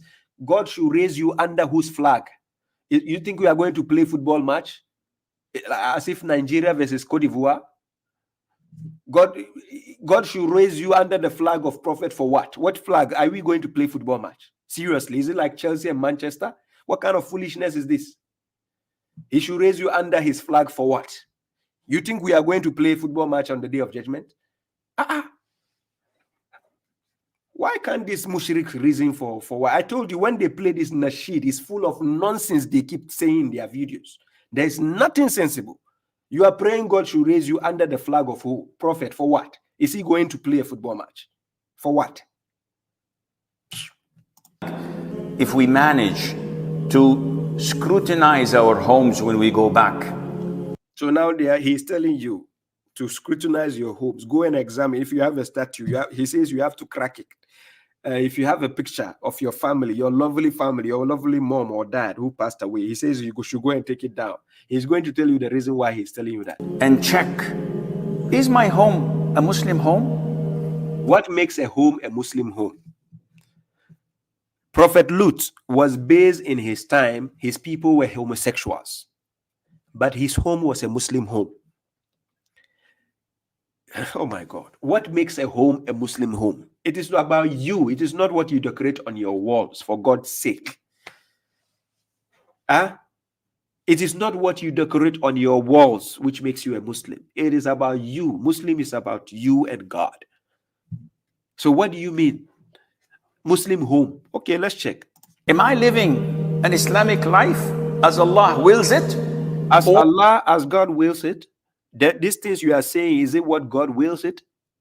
If Islamic life as God wills it, is that from your garbage books? We are going to see the will of God?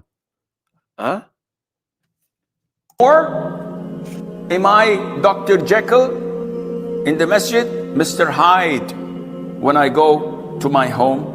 This is a very important point that each and every one of us should adhere to. We have to walk the talk. We have to implement what we know, because this knowledge will backfire if we don't implement it. Do you see how they mentally enslave people? He says this knowledge will backfire if we don't implement it. Where did he give you a reference? The answer is no. Where is he talking from? We have no idea.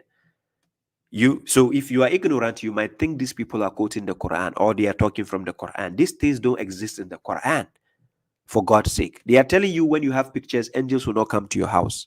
So how come so are you telling me if a person is time for a person to die, according to Quran chapter 32 verse 11, your soul is in the hands of the angel who has to cause your death, right?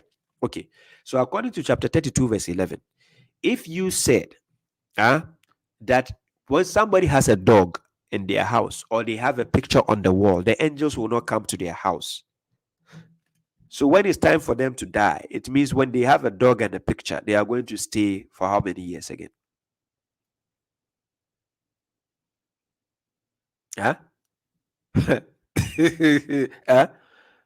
So you said the angels are not going to come to their house. It means you are telling me hey, Allah Mushrik. Hey, Mushrik. Oh, brain damage. They said if you have a dog and you have pictures in your house, the angels are not going to come to your house. But the angels who are writing your good deeds and bad deeds are with you. See, they are with you. They are next to you. The angels who are writing your good deed and bad deed, they are next to you. Seriously. So, ladies and gentlemen, we have a cheat code now.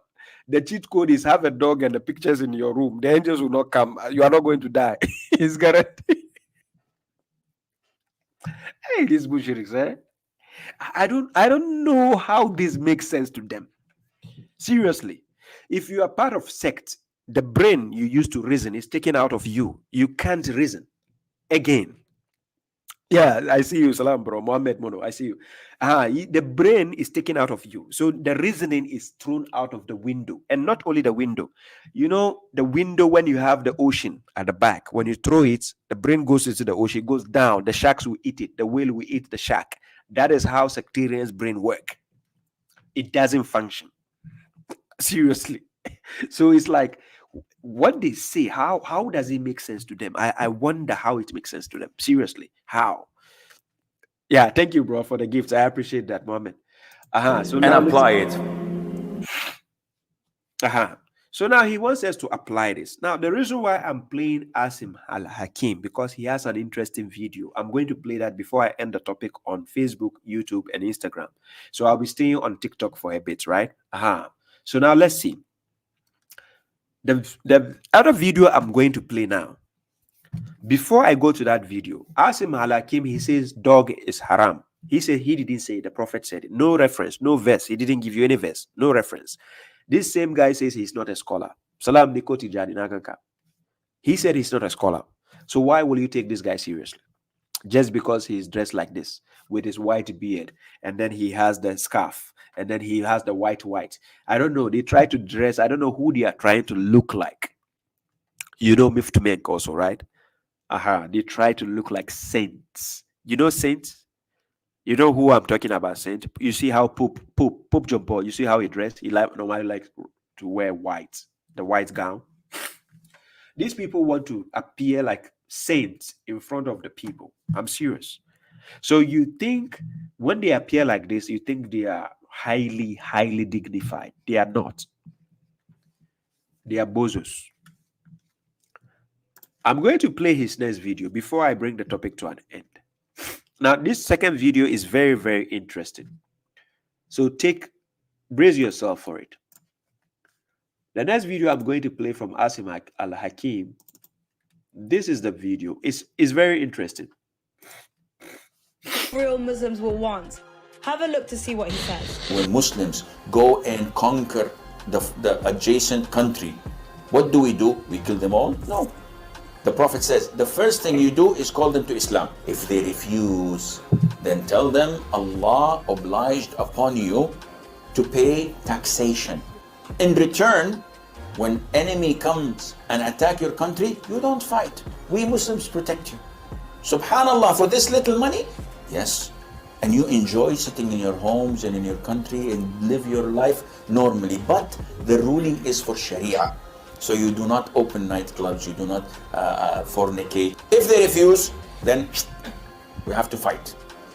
And if we fight you, then we capture you, you become our slaves, and we take your land, and you take because you refuse. I give you two good options in the coming 40, 50 years when the Muslims become strong as they're supposed to be. This is the Islamic goal. They want to carry out this verse, 929.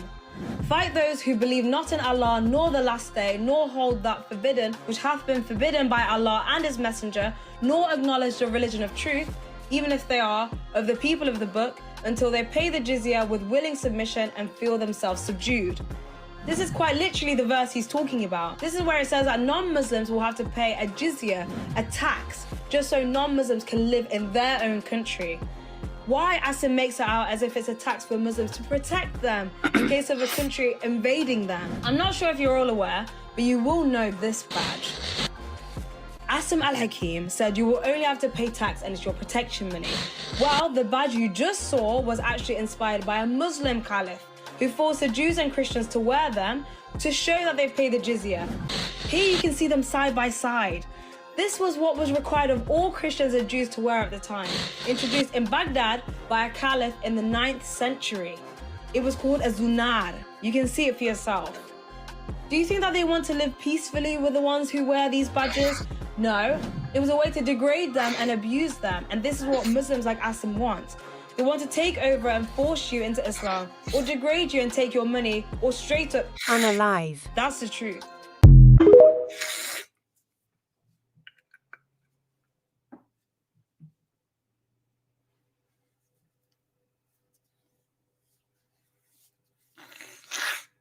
Okay.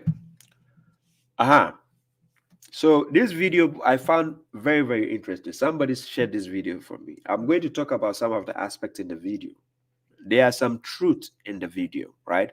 And there are some controversial aspects in the video. However, things have been taken out of context. Now, one thing you need to understand with the Quran, if you like to isolate verses alone without understanding the context of the verse, then there's a problem.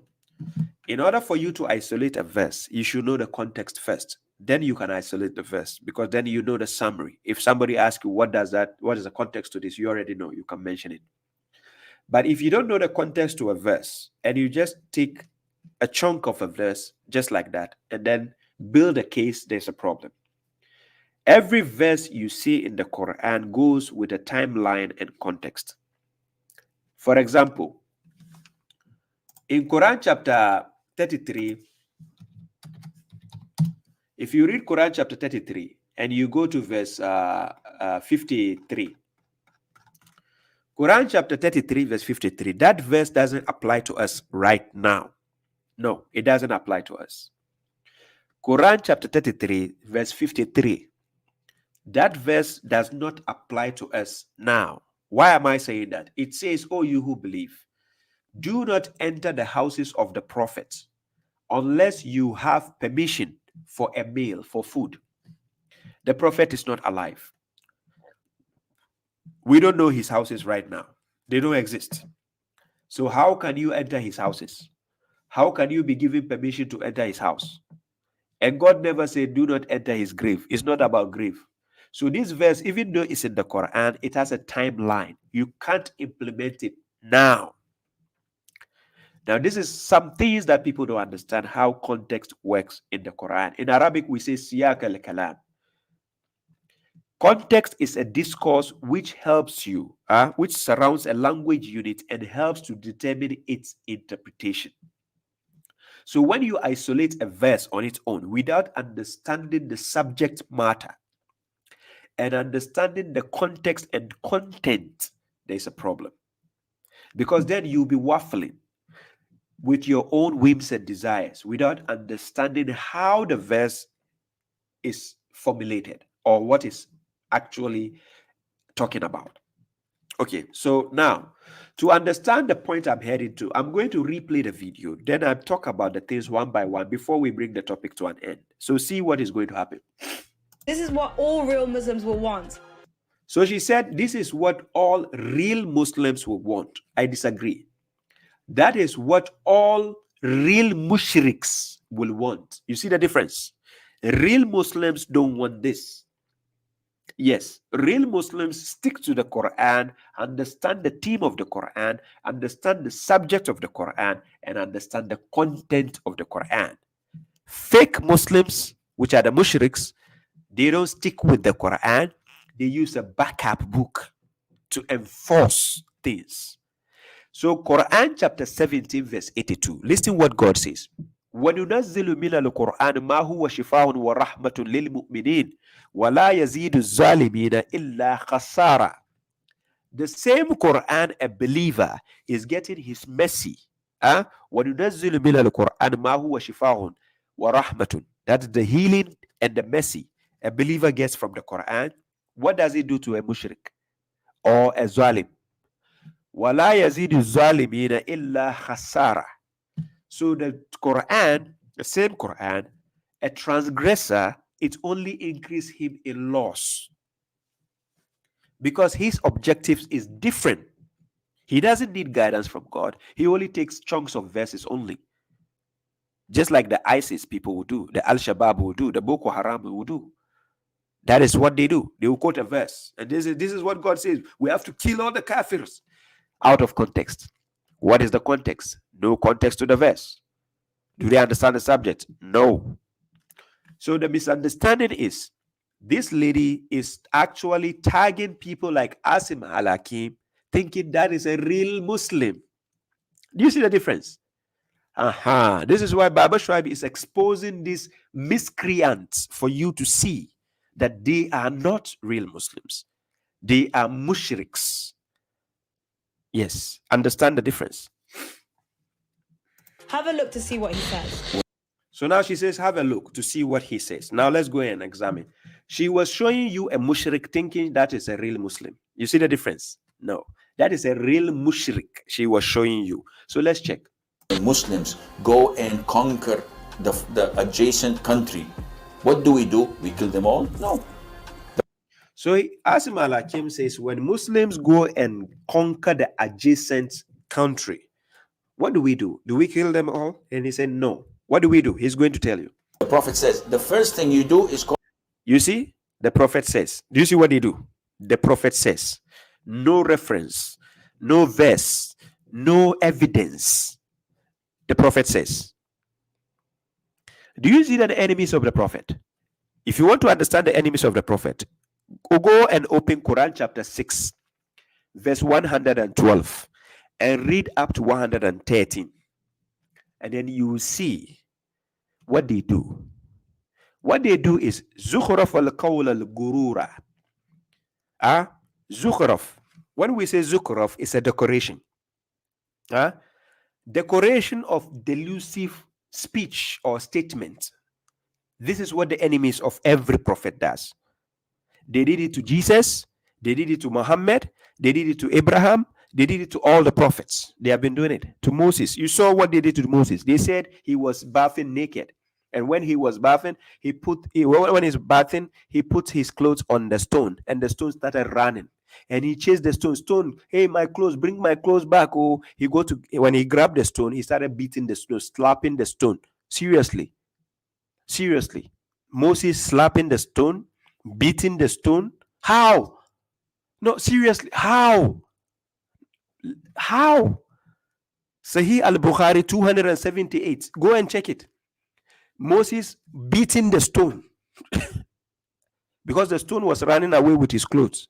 How was the stone running? With which legs? Seriously. And Moses is beating the stone. Beating it for what? So now Moses has become a madman. According to your Hadith books, he's a madman standing in front of the people naked. Listen, he was bathing naked and he started running after the stone naked. And when he got the stone, he started beating the stone. So if not the enemies of the prophet, who will be doing this? Who? That is why I say stop wasting your time saying that when you are protesting against Muslims, you say you want to bend the Quran. You are wasting your time. That is foolishness. Don't do that. Go and find the garbage books, the hadiths and garbage trash they follow. That is the books you ban, not the Quran. Why are you wasting your time? The book of God you want to ban? Quran doesn't exhort people to do these foolish things they are telling you about. Seriously. Mono says what? I want to be like Musa and beat the black stone. Yeah, that is better. But Akhay, be careful. That black stone, when you beat it, the securities at the Makkah, they will not allow you. Be careful. They will deal with you. That that reminds me. Let me put a video before I continue. A video of people rushing after salat. They were praying.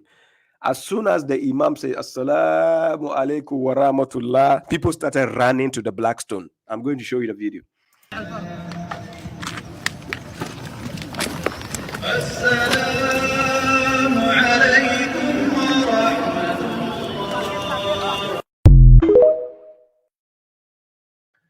So for those on YouTube and Facebook, did you see the video I just played? If you watch the program, you see the video I played.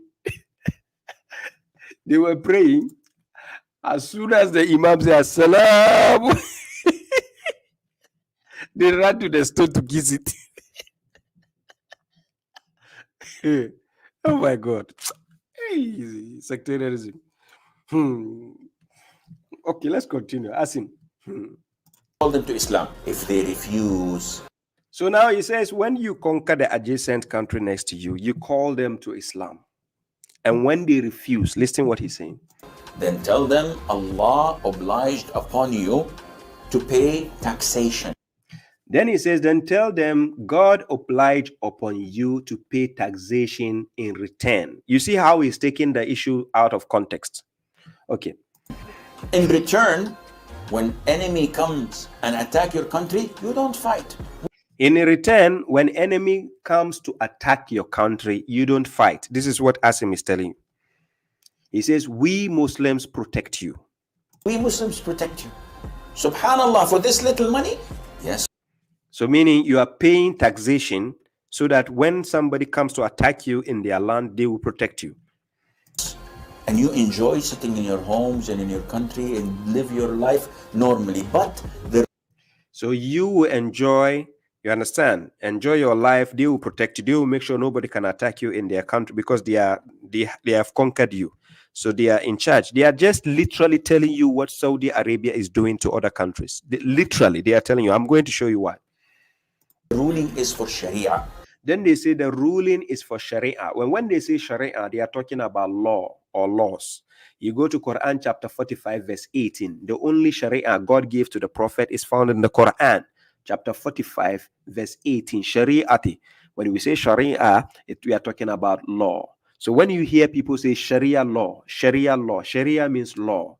So this Sharia, this law, these people, what they are giving you Sharia law is not from Quran, and it's not Islam. It is the Hadith books. That is the laws they have, that like the stoning to the death. They will tell you to stone people to death. That is from their own laws, not from God. Okay. So you do not open nightclubs, you do not... They are telling you they will make sure you don't open nightclubs. What is Saudi Arabia now doing? Saudi Arabia has started opening clubs, right? And cinema. And then what? Carnivals. They are doing all that. Saudi Arabia has started doing all that. Okay. Fornicate. If they refuse, then... Fornicate a lot of the people. We have our sisters who are doing maid servants in some of the countries, especially even in Saudi Arabia. We have videos and evidences of some of the sheikhs sleeping with our sisters privately. We have evidence. I have seen videos where they will go, the person will go secretly trying to sleep with a maid servant, right? So you are trying to now attack other people for fornicating whilst you do it secretly. I thought God in Quran chapter 7 verse 33, he forbids fawahisha, ma zahara minha wa ma batana. What is apparent and hidden, God forbids both. Right? Okay. We have to fight. And if we fight you, then we capture you, you become our slaves. So if they fight you, if you do all these things, you open nightclubs, you do all these things, and they fight you and they catch you, you become their slaves. So these people are still telling you, the Mushriks are still telling you that they can do slave trade. So when you see Boko Haram and other things doing slave trade, it is these people exhorting them to do that. And we take your land, and you take because you refuse, I give you two good options in the... So they take your land because they give you options not to implement certain things. You did it, so they will take your land. They are telling you literally what they do to other countries, right? In the coming 40, 50 years, when the Muslims become strong as they're supposed to be. This is the Islamic goal they want to carry out. So now, this lady now took 10 out of context again, just like Asim al-Hakim was talking. She now going to quote chapter 9 verse 29, and we are going to examine the verse with a context to see if it actually aligns with what they are talking about. This verse 9:29. So now, Fight those who believe not in Allah nor the last day, nor hold that forbidden which hath been forbidden by Allah and his messenger, nor acknowledge the religion of truth, even if they are of the people of the book, until they pay the jiz'ya with willing submission and feel themselves subdued. Okay, so you see the verse she is quoting, but it has been quoted out of context. It is connected to a context. Understand the context. Just like I said, there is a timeline. There is a timeline. So I exhort whoever has never read chapter 9, Surah Tawbah, kindly find time. You can go to thegreatquran.com, the page I'm putting on my life right now. The Great Quran. Quran starts with Koran.com. Go there, put chapter 9, verse 29. Read the context upwards and read the context downwards and understand, does it have to do with us or it is based on the timeline of the prophet? Then you understand. It is not a command to you and I. It is a command based on the context to the believers and the prophet at that time, because they are fighting with the polytheists, the mushriks at that time. Okay, so now I'm going to put the verse on the screen. Chapter 9, verse 29, right? Okay. Salam is Ibrahim is Ismail Laganka. Chapter 9, verse 29. Let me put it on the screen. So what the lady was quoting is chapter 9, verse 29. Now let's check the translation. Fight those who do not believe in God, nor in the last day, nor do they outlaw what God and his messenger has outlawed. Then nor do they profess the religion of truth among those who were given the Al-Kitab, until they give tribute by force while they are subservient. Now, al-jiz'ya here, the sectarians will translate it as tax. If it is taxation, ask them, what is the percentage of the tax? Where is the percentage? Which percentage did God say you should give? Remember, I'm telling you, one word in Arabic doesn't only have one meaning. A word, if you understand how the kamus work, which is a vocabulary, every language has a vocabulary, how the vocabularies work. If you know a vocabulary to a word, words are used to define phenomena, actions, things that happen around you. This is what words are used to describe. For instance, right now I'm sitting down. This is sit. When we say sit, if I'm standing and you say sit, I sit. Sit in English, sit. In Arabic, we say jalasa. That is jalasa. Sit, right? Okay. You see, when in English you say sit, in Arabic you say sit, jalasa, right? He sits. Jalasa, he sits. Okay, or sit. This same word in Arabic is defining what the Englishman is saying. Sit. Do you get my point? But then that same word can be utilized in different forms to give you another meaning. That is why words have root words. They have roots. When you plant a seed, one seed, you put it to the ground, the seed, it sprouts. When it sprouts, the roots start having branches. And when it's growing with the tree also have branches. But the branches are all connected, coming back to the seed. It's one seed forming branches. You should be able to connect the branch back to the stem, and it goes straight to the seed, to the root. So that's why we have root word. So in Arabic, we have something we call trilateral root word. You have 3 letters forming a root word. Do you get the point? Now, that is the seed. We call it word form. So this word form, it has branches. So now, a word in Arabic can be used for negative and positive. One word, the same word. It can be used in a positive way and a negative way. That same word, which has root word, can have its suffix, affix, that's a prefix, and an affix. When we say prefix, you put something in front of the word, it changes the word to another form. It can make it a noun, an adjective, and so on. That is coming from the root word. Now, when people don't understand the word structure, especially if you are learning a language, the first thing they teach you, apart from the letters, is vocabulary. After you finish studying alphabet in every language, the next thing they teach you is vocabulary. You need to know how those letters they taught you, how to join them together to form a word. After forming vocabularies, the next thing they teach you is sentences, how to form a sentence with this vocabulary, so that you know then what we call the noun, the ism. We have fi'l, that is a verb. We have sifa, and so on, and it goes. They have ismul makan, that is a noun of a place. So, for instance, if you have the word kataba, right, in Arabic, and you add a prefix, the mim, you can say maktab. This maktab will tell you a place of books, office, library, and so on. Do you understand? Now, without understanding the structure of words, you'll be isolated to think it has only one meaning. So that is why the word kataba literally means write, but that meaning doesn't only stick to write. It can be used in different formalities. But however, the branch of the word has to lead you back to the root. And again, I give an example. People don't understand that you can use the word haram. For instance, the word haram. Haram in Arabic, you can use it for negative and positive.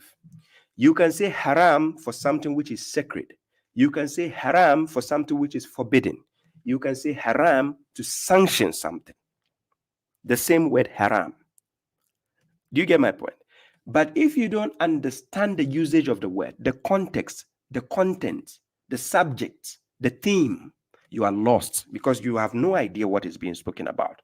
Again, I repeat, the word kill in English, K-I-L-L, the literal meaning of kill, it means murder.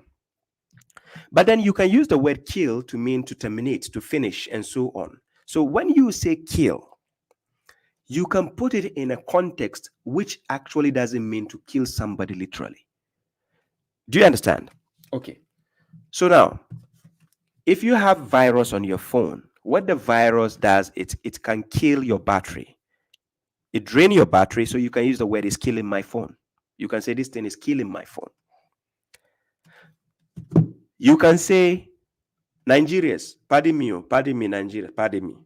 You can say Ivory Coast killed Nigeria, right? So Ivory Coast, they killed Nigeria. Ilmatic, it says just like you are killing my vibe. So the word killing, but it doesn't literally mean you are killing. So that same word, it's you put it in a context in order to suit the subject of discussion, to make sense, but it doesn't mean literally what is intended. So this is why a word can have branches. So now, this is to just summarize, to make it simple for you to understand that when you see one word in the Quran, it doesn't mean that word only has one meaning. I gave you the example in my last lecture. When we say ayah can mean a sign, it can mean a miracle, and you can use it as a verse. It can mean a verse of the Quran, and it can mean an alphabet, even one. When you see the alif, lam, mim, the Quran, it can mean a sign, ayah. They are ayat also. So now, understanding the meaning of how words are being utilized, it will only depend on the subject of discussion, the content in which it is used, and the context in which it is utilized. So now, when we read this verse, fight those who do not believe in God, is that where the verse started? It has a context, but you can get the clue of the whole verse when you read chapter 9, verse 1. Starts from the subject itself, coming down. Then you understand. I give an example. I'm talking about football with somebody, right? You are not there, but I'm just discussing with somebody. And I said, brother, Ivory Coast, they must kill Nigeria. Meaning, I'm talking based on football. They have to win against Nigeria. It's a do and die, because Ghana doesn't like Nigeria when it comes to football. We don't like Nigeria, to be honest. Ghanaians don't like Nigeria when it comes to football. Not generally, but football. Even about jollof rice, we don't like Nigeria also. And maybe music, we have a competition, right? So Ghana doesn't like them, right? In a friendly way, not like enmity, not like hatred. No, in a friendly way.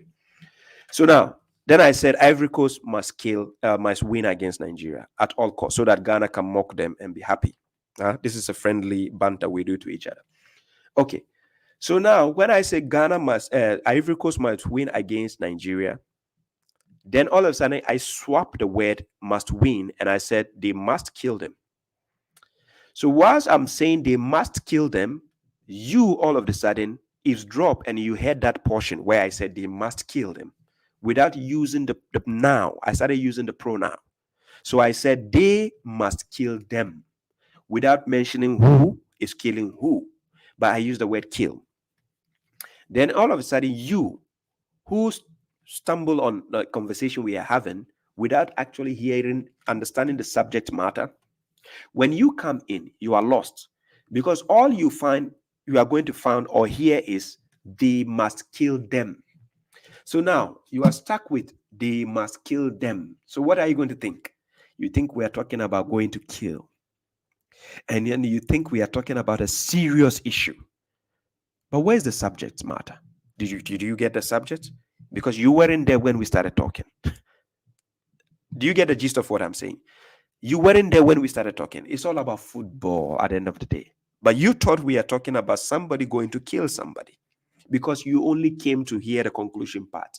So when you go and take one chunk of a verse out of a controversial topic, one verse out of a controversial topic, what you are doing is you are playing with your conscience, because you have no idea. It's like you just take one bit of the part of the issue and then you are making a different issue out of it.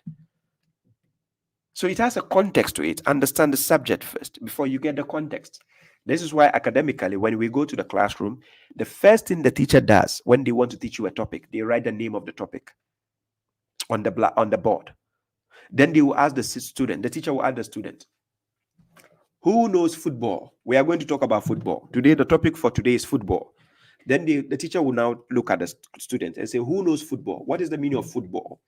Because the teacher wants to know if anybody has the idea of the topic. Before the teacher will now go into the context. Then after the context, you have a content. Because now you know the subject, you know the context, and then you have a content. So you have something to discuss. Because now you understand what the teacher has taught.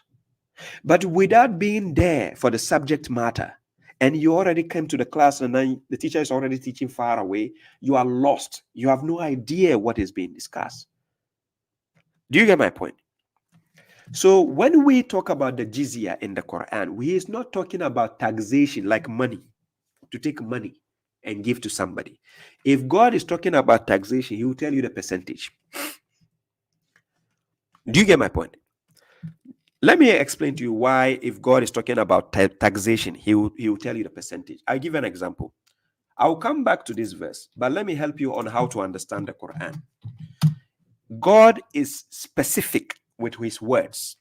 Remember, when God is telling you about divorce, he tells you when you are divorcing women, they have 4 months, right? 4 months to finalize the divorce. 4 months. And again, when he is dealing with numbers, he gives you specific numbers. For instance, concerning the siyam, when you go for the Hajj and you couldn't do the hadiyah, he told you to do 3 days of the siyam, and then when you return, you go and complete with the 7 days to make it what? 10. Tilka asharat kamila. So you go and complete 10. You see, he's giving you specific numbers. If he wants to give you specific numbers to things, he will give you direct number without subtracting. Okay. When you read Quran chapter 8, verse 41, and know that whatever you capture of spoils, that is what? Ganimtum. Whatever you capture when you go for war, telling the Prophet. Then indeed, 1/5, listen, 1/5 is for God, and for the messenger, and for the relatives, and the orphans, and the poor people, and the wayfarer, if you believe in God and what we have revealed to our servants on the day of the criterion. Now, do you see how specific God is with the verse? In Quran chapter 8, verse 41, he said, and know that whatever you capture of spoils, then 1/5. Do you see how specific that is? If you want to know how specific God is, go to chapter 4. Start reading from verse 11, verse 12, verse 13, and see about the dispersing the inheritance. God was specific about the number of percentage fraction you have to give when it comes to distributing inheritance. If he wants to give you number for something, he will be specific. If he wanted you to have done 2 rakat, 3 rakat, he will have mentioned it. He will say, when you do salat, do 2 rakat, do 4 rakat. He will tell you. He didn't tell you who are you out of your foolishness to go and give people a number and say you have to do 5. Hey, it is 2, 2, 4. At least it's a football formation. Okay. So now I brought you to this verse to show you how specific God can be if he wanted to be specific about a topic. Now let's go back. Quran chapter 9, verse 29. So when God says, fight those who do not believe in God, nor in the last day, nor do they outlaw what God and his messenger have outlawed, nor do they profess the religion of truth among those who were given the book, until they give tribute. The word jiz'ya doesn't only stand for taxation. Yes, it can mean taxation, but in this sense, it is tribute. You give tribute to something. So you give, unless they give tribute by force, they give tribute to the truth by force. How do people give tribute to something? I give an example. I'm based in Finland. I'm a Ghanaian. I'm from Ghana. I'm based in Finland, but I follow the rules in Finland. So I'm giving tribute to the laws of the country. I have to respect the laws of the country, even though I'm not a Finn. Do you understand? Originally, I'm not a Finn. I'm from Ghana. But I have to give tribute to the laws they have, because the law is what is governing the country. So you give tribute based on if the believers are dominant in that position at that time. So you give tribute to whatever they have, because it is their land, it is their territory. If they tell you, we don't want you to do this, you cannot argue and say, oh, I have to do this by force. What do you mean? You come to my house, my rules, you abide by that. You can't, you leave. Do you understand? So now let's check the context. You start from verse 28. Listen what God says. Oh, you who have believed, the polytheists, the idolaters, are only polluted, so they shall not approach the sacred masjid after this year of theirs. And if you fear for financial support, then God will enrich you from his favor. Now listen carefully. If you fear for financial support, God will enrich you. He didn't say take money from somebody. He said he will enrich you. If you fear, if you the believers, you fear for financial support. That's ayatan. If you fear that you don't have money, God is the one to do it. Did he say, okay, if you fear financial support, take money from these people? Is that what the verse is? No. Quran chapter 9 verse 28. He didn't say if you fear that you don't have money, take money from these people or collect 3.5%. Is that what he said? No. He said if you fear for financial support, then God will enrich you from his favor if he wills. Indeed, God is omniscient and wise. So you see, the verse above cancels the notion of taxation in the second verse. Do you get my point? He cancels the notion of taxation, so that word there will not mean taxation anymore. It has to mean tribute, because they have to give respect to the laws, because the Mushriks are not allowed to come there again. So the territory belongs to the believers at that time. So now they give their own laws based on the laws of God.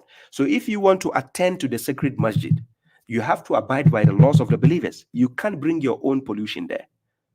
That is the logic there. So then it goes, verse 29. Fight those who do not believe in God, nor in the last day, nor do they outlaw what God, because when they come there, they are polluted. They are mushriks. God already said it. They are polluted. When they come there, they don't believe in the real God.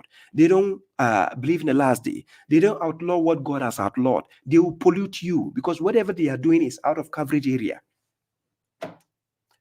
If I'm based in Finland and Finland doesn't want criminals, if Finland started allowing criminals to come here, what do you think will happen? No, tell me, what do you think will happen? So you just think just because the verse says fight those who do not believe, it means that every believer should take a knife and a gun and a bomb and go out there and start fighting people. Go and kill them. Go and kill the believers, disbelievers, because they didn't believe in God. Fight them. You see foolish pagans taking verses of the Quran and saying, look, the Quran says you should go and kill people who don't believe in God. How can you be such a naive and foolish and dumb? When you went for your academics, is that how they tell you to read a text?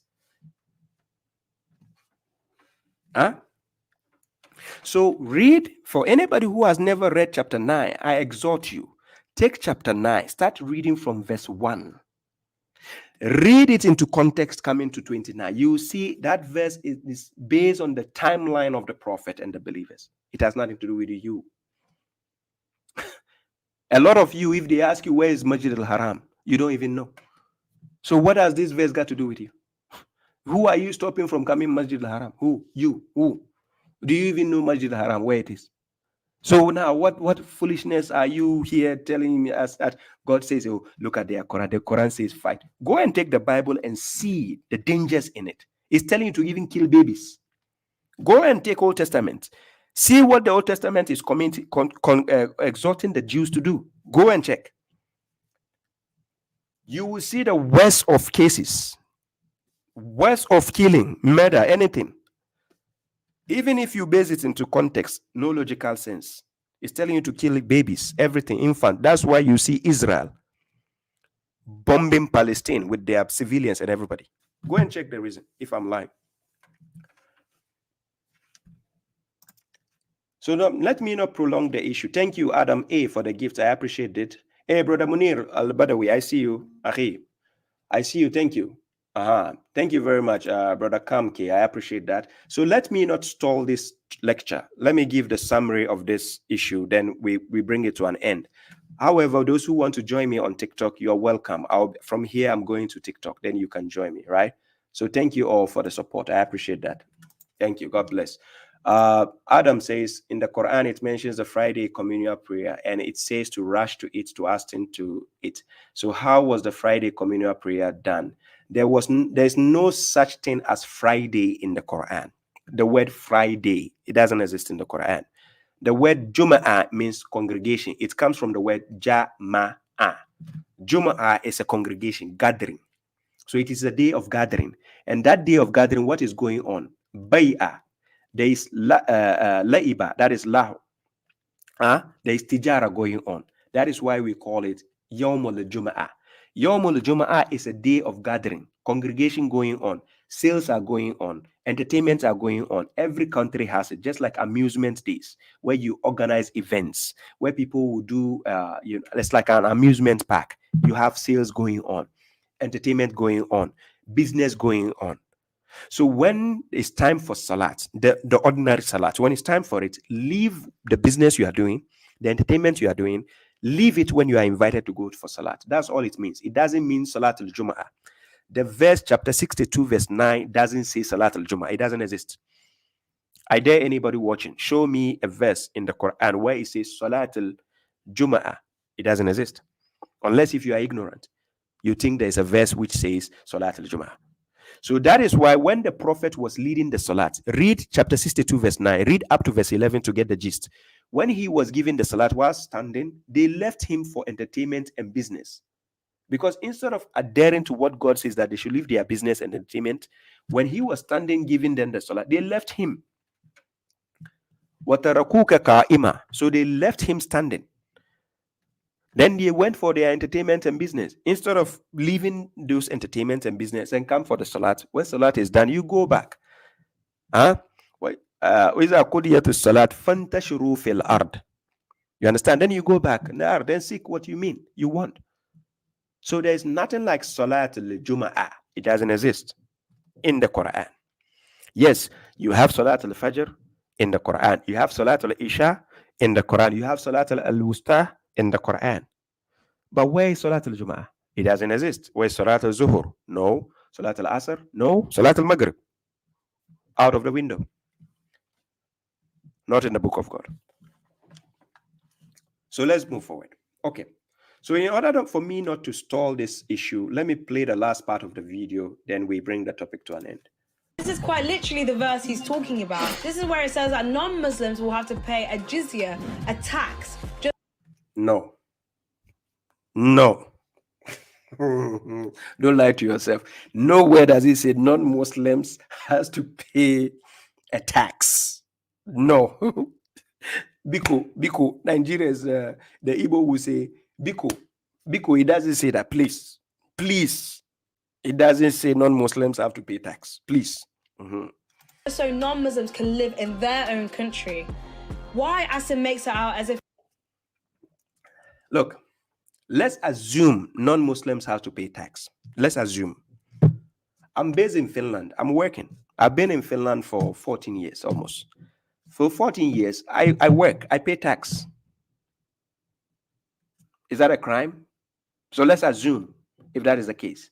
But nowhere is God going to tax you because you are non-Muslim. Why will God tax you? If God is going to tax you, can you pay? So let's check the verse. If God wants to tax you, let's check if you can pay.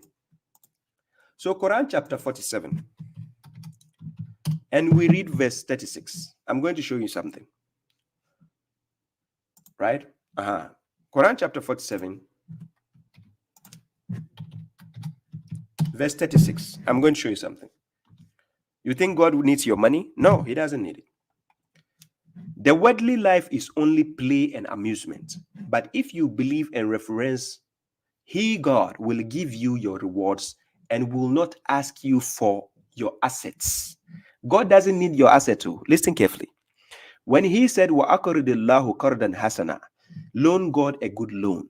It's not like you are giving God money to eat. God only wants you to help the poor and the needy around you. so that he will bless you. That's all he wants you to do. God never said, come and feed him. He doesn't need anything from you. If you know God doesn't want you to feed him, Quran chapter 51, verse 57. God says, when you start from verse 56, chapter 51, verse 56, وَمَا خَلَقْتُ الْجِنَّ وَالْإِنسِ إِلَّا لِيَعْبُدُونَ. I did not create the jinns and the humans except to worship, or you can say serve me. Verse 57. I do not want any sustenance from them, nor do I want to be fed. God doesn't want any sustenance from you. God doesn't want to be fed by you. He created you. He has to feed you. He has to give you sustenance. Just like when you give birth to children, you are the one to what? To feed them. You are the one to what? Sustain them. Do you get my point? If God created you, what does God need from you? What does God need from you? Okay, let's go back. Quran chapter 47, verse 36. Listen what God says. The worldly life is only play and what? Amusement. But if you believe and reference, He, God, will give you your rewards and will not ask you for your assets. Now listen, verse 37. And if He should ask you for them, for your assets, then it will restrict you to become stingy. And it will bring out your hatred. Because this is what you'll be saying. What kind of God is this? You gave me 100 euro, you want me to give you 20 euro. This kind of God is not good at all. How can I give you? Just like the pastors and some of the imams, they take money from you. They say, come and pay 2.5% tax. This is a cut. You pay 2.5%. And then the pastors, they will tell you, you have to pay tithes. You're 10%. They say this is for God.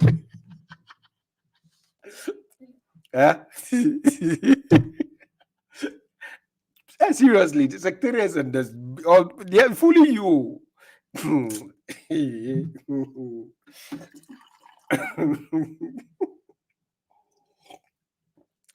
The sectarians, they hate you to even have gold. When you have gold, you see the imam watching you. You say, hey, you're a kafir. You want to be a kafir? This gold, the zakat has touched it. Bring it. We will weigh it and then we will take percentage from it and give you the rest of your money. Bring the gold necklace. Wallahi, the mushrik scholars is what they do. They will tell you are wearing hair. They will say, yeah, bint. Hey, sister, the gold bracelet you are wearing, the zakat has touched it. Bring it. We have to deduct the zakat, 2.5% out of your jewelry. They say we have to give you to God. Monetization. I'm serious. They have it in Christianity, and then they have it the fake version of Islam. The Sunnis, the Shias, they tax their people. I'm serious. They tax them. Say it's a taxation. Then they tell you, hey, brother, I saw you have a nice car. That nice car, the zakat has touched it. So you have to pay percentage from it, 2.5. Yeah. Sahih Bukhari says it. So you pay 2.5. So bring it. We calculate it. Some of the scholars in Ghana, they even have a scale, how to scale. I'm serious.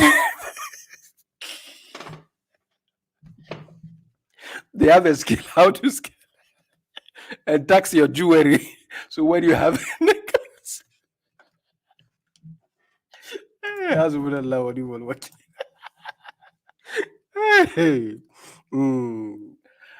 hey, my God.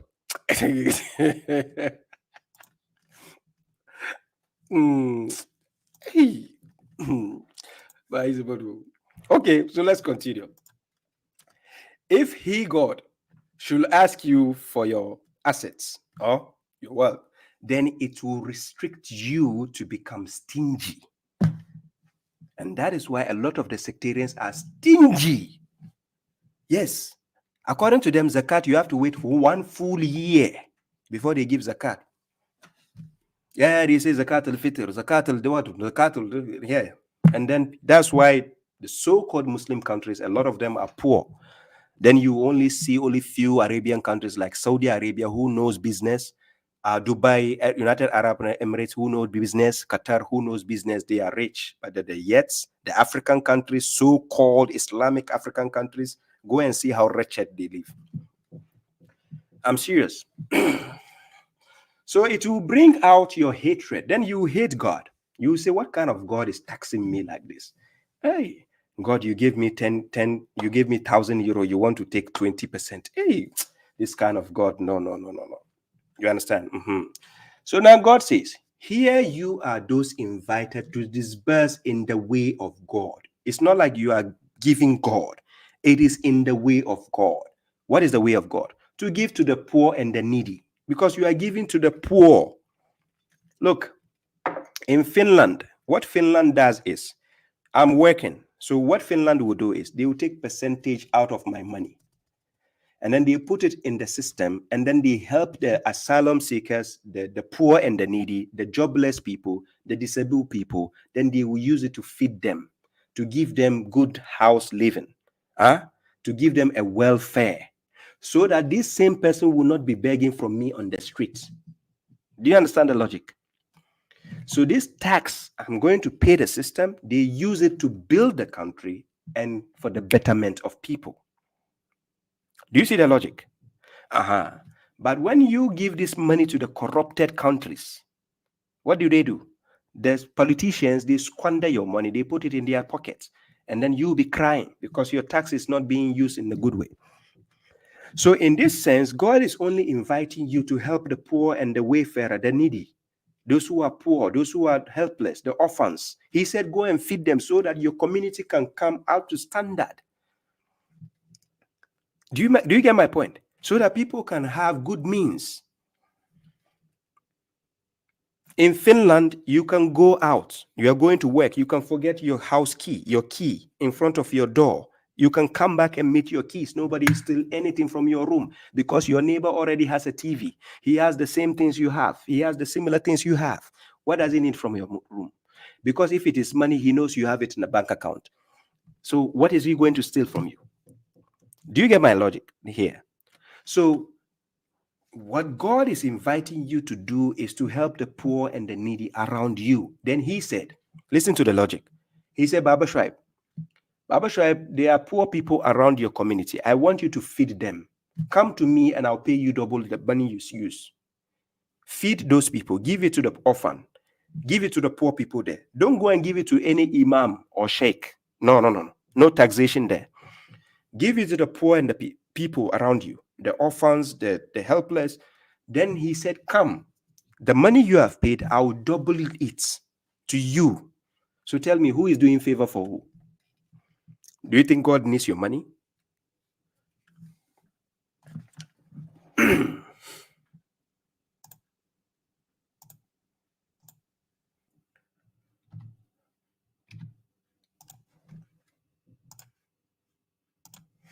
For Muslims to protect them in case of a country invading them. I'm not sure if you're all aware, but you will know this badge.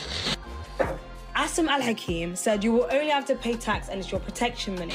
Well, the badge you just saw was actually inspired by a Muslim caliph who forced the Jews and Christians to wear them to show that they've paid the jiz'ya. Here you can see them side by side.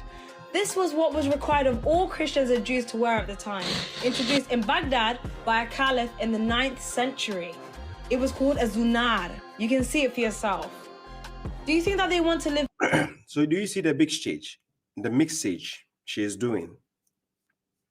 A zunar, going to take what a caliph, what a story, some external sources outside the Quran to mix up the narrative, to confuse you. So you think that is Islam. That is not Islam. Islam doesn't condone these nonsensical things they are telling you. Yeah. Do you get the point? Thank you for the gifts. I appreciate that. Peacefully with the ones who wear these badges? No. It was a way to degrade them and abuse them. And this is what Muslims like Asim want. They want to take over. Not Muslims like Asim. Mushriks like Asim al-Hakim want. And force you into Islam, or degrade you and take your money, or straight up unalive. That's the truth. So, ladies and gentlemen, this is what you have. When you don't have the right people to speak up for the real Islam, then you end up having the corrupted version of Islam being presented to the majority of the people. You understand? Food must drink good. Most drink good. Watching from there. Yeah, you're welcome. You get my point. So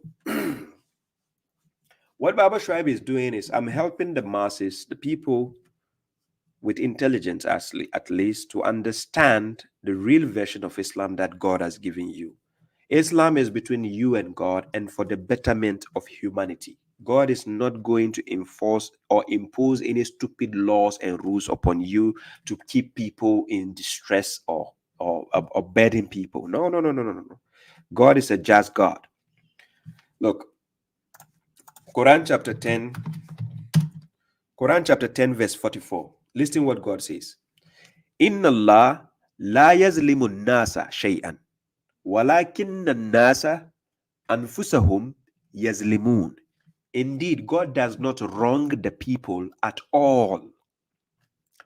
But the people are wronging themselves. Why will God wrong you? For what? What did you do? No, why will God command somebody to come and kill you? What did you do? Tell me. So you tell me if God wants to kill, he cannot kill you directly? Didn't you see what he did to Pharaoh? If God wanted to actually kill you, he will kill you direct. He doesn't send somebody to come and kill you. Somebody will say, then why is it that fighting is in the Quran? God is only telling you, fight those who fight you. Simple. How is that a problem for you? If you slap me, I have the right to retaliate. That's what God says. I should defend myself. Quran chapter 2, verse 190. He said I shouldn't be an aggressor. But if somebody starts, I can retaliate. Simple. Quran chapter 42, verse 40. An evil, similar evil back. Simple. God is a just God. He's not unjust. Why will he go and impose your laws on people? La ikra fi chapter 2, verse 256. He says there's no compulsion in the religion. So you think God will go and force people's Quran chapter 10, verse 99. Go and read. Chapter 10, verse 99. God is asking the prophet, are you going to force the people till they become believers? Chapter 10, verse 99. Are you going to force people to become believers? Listen what God says. And if your Lord had willed, I put it on the screen.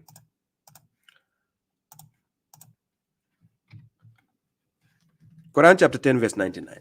And if your Lord had willed, whoever is on earth will have believed, all of them, entirely. So will you compel the people until they become believers? Are you going to compel people to believe by force? Is it by force to believe? Quran chapter 18, verse 29. The truth is from your Lord. So whoever wills, let him believe. Whoever wills, let him disbelieve. Why are you forcing people to believe? babashuaib, when I speak, when you see me using words like mushrik, fools, pagans, I use it because it is the reality. It is just like when you catch a thief, somebody who comes to steal your money daily. The day you catch him, he becomes a thief. And you can call him a thief. It's not an insult. When you see me calling people pagans, it's because they believe in 3-in-1 shampoo. You are a pagan. When you see me calling people mushriks, because you join something to Islam which is not accepted by God, you are a mushrik. When you see me calling people fools, who is a fool? Someone who lacks good judgment. If you have good judgment, will you follow garbage books? So where is the insult? So when you see me saying things, I say it realistically. In reality, bitter truth is better than sugar-coated lies. Why should I be beating around the bush when I can see you are fooling? I tell you, you are a fool. You are a pagan. You are a pagan. You are a mushrik. You are a mushrik.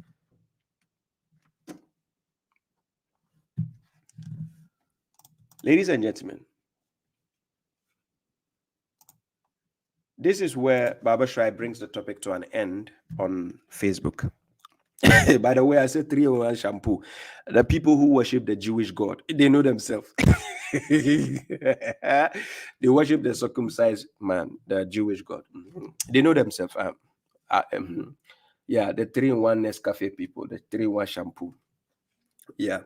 So, ladies and gentlemen, this is where babashuaib brings the topic on Facebook, YouTube, and TikTok. Sorry, TikTok, not yet. Instagram, right? So, Instagram, this is where I bring the topic to an end.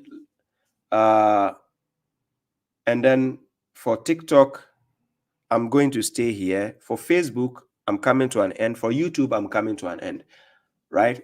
So, brother Adam A, I answered your question at the ending part. Kindly rewatch.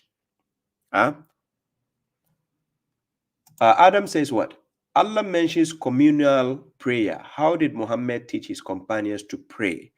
You go to Quran chapter 4, verse 102. I repeat, go to Quran chapter 4, verse 102 and get your answer there. It's there, right?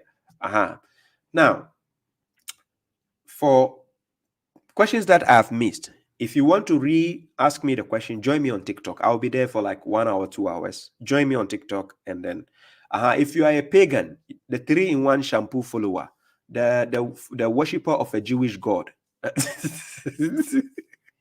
Imagine an African worshiping a Jewish God. A circumcised human being. Okay, if you are... I'm serious. They call that guy God, but he's helpless. He was dying helplessly on the cross, calling "Ellah, Ellah, lama sabachthani." Why did you forsake me? Why have you forsaken me? Seriously, they call him a God. Anyways, ladies and gentlemen, thank you very much for the support for those on YouTube, Facebook, and Instagram. I appreciate that. Just Tanya says I have to go to work. I hope this is uploaded to YouTube after the love. So informative. Thank you. Yeah, it will be on YouTube. Thank you very much. I have to go through and take the unnecessary parts. Maybe I was laughing too much in between, so I'll try to trim it to be adequate. I've done almost 3 hours. It's too much. I appreciate the support. Thank you. God bless you all for being present. And for those the donors who give me the gift both on TikTok and YouTube, I appreciate that. God bless you for the support, right? I appreciate that. Thank you. One love. Till we meet again. Hey, brother Karim Lewis, I see you. Big ups, bro. Long time. Thank you very much. I've seen your message the last time. Bless you, bro. Brother Sharif Karim, I see you as well. I see you. Thank you all. Abdul Samad Adam, I see you. Nara Power, I see you. Thank you all. Fatima Chin, Bilal, I see you. All of you.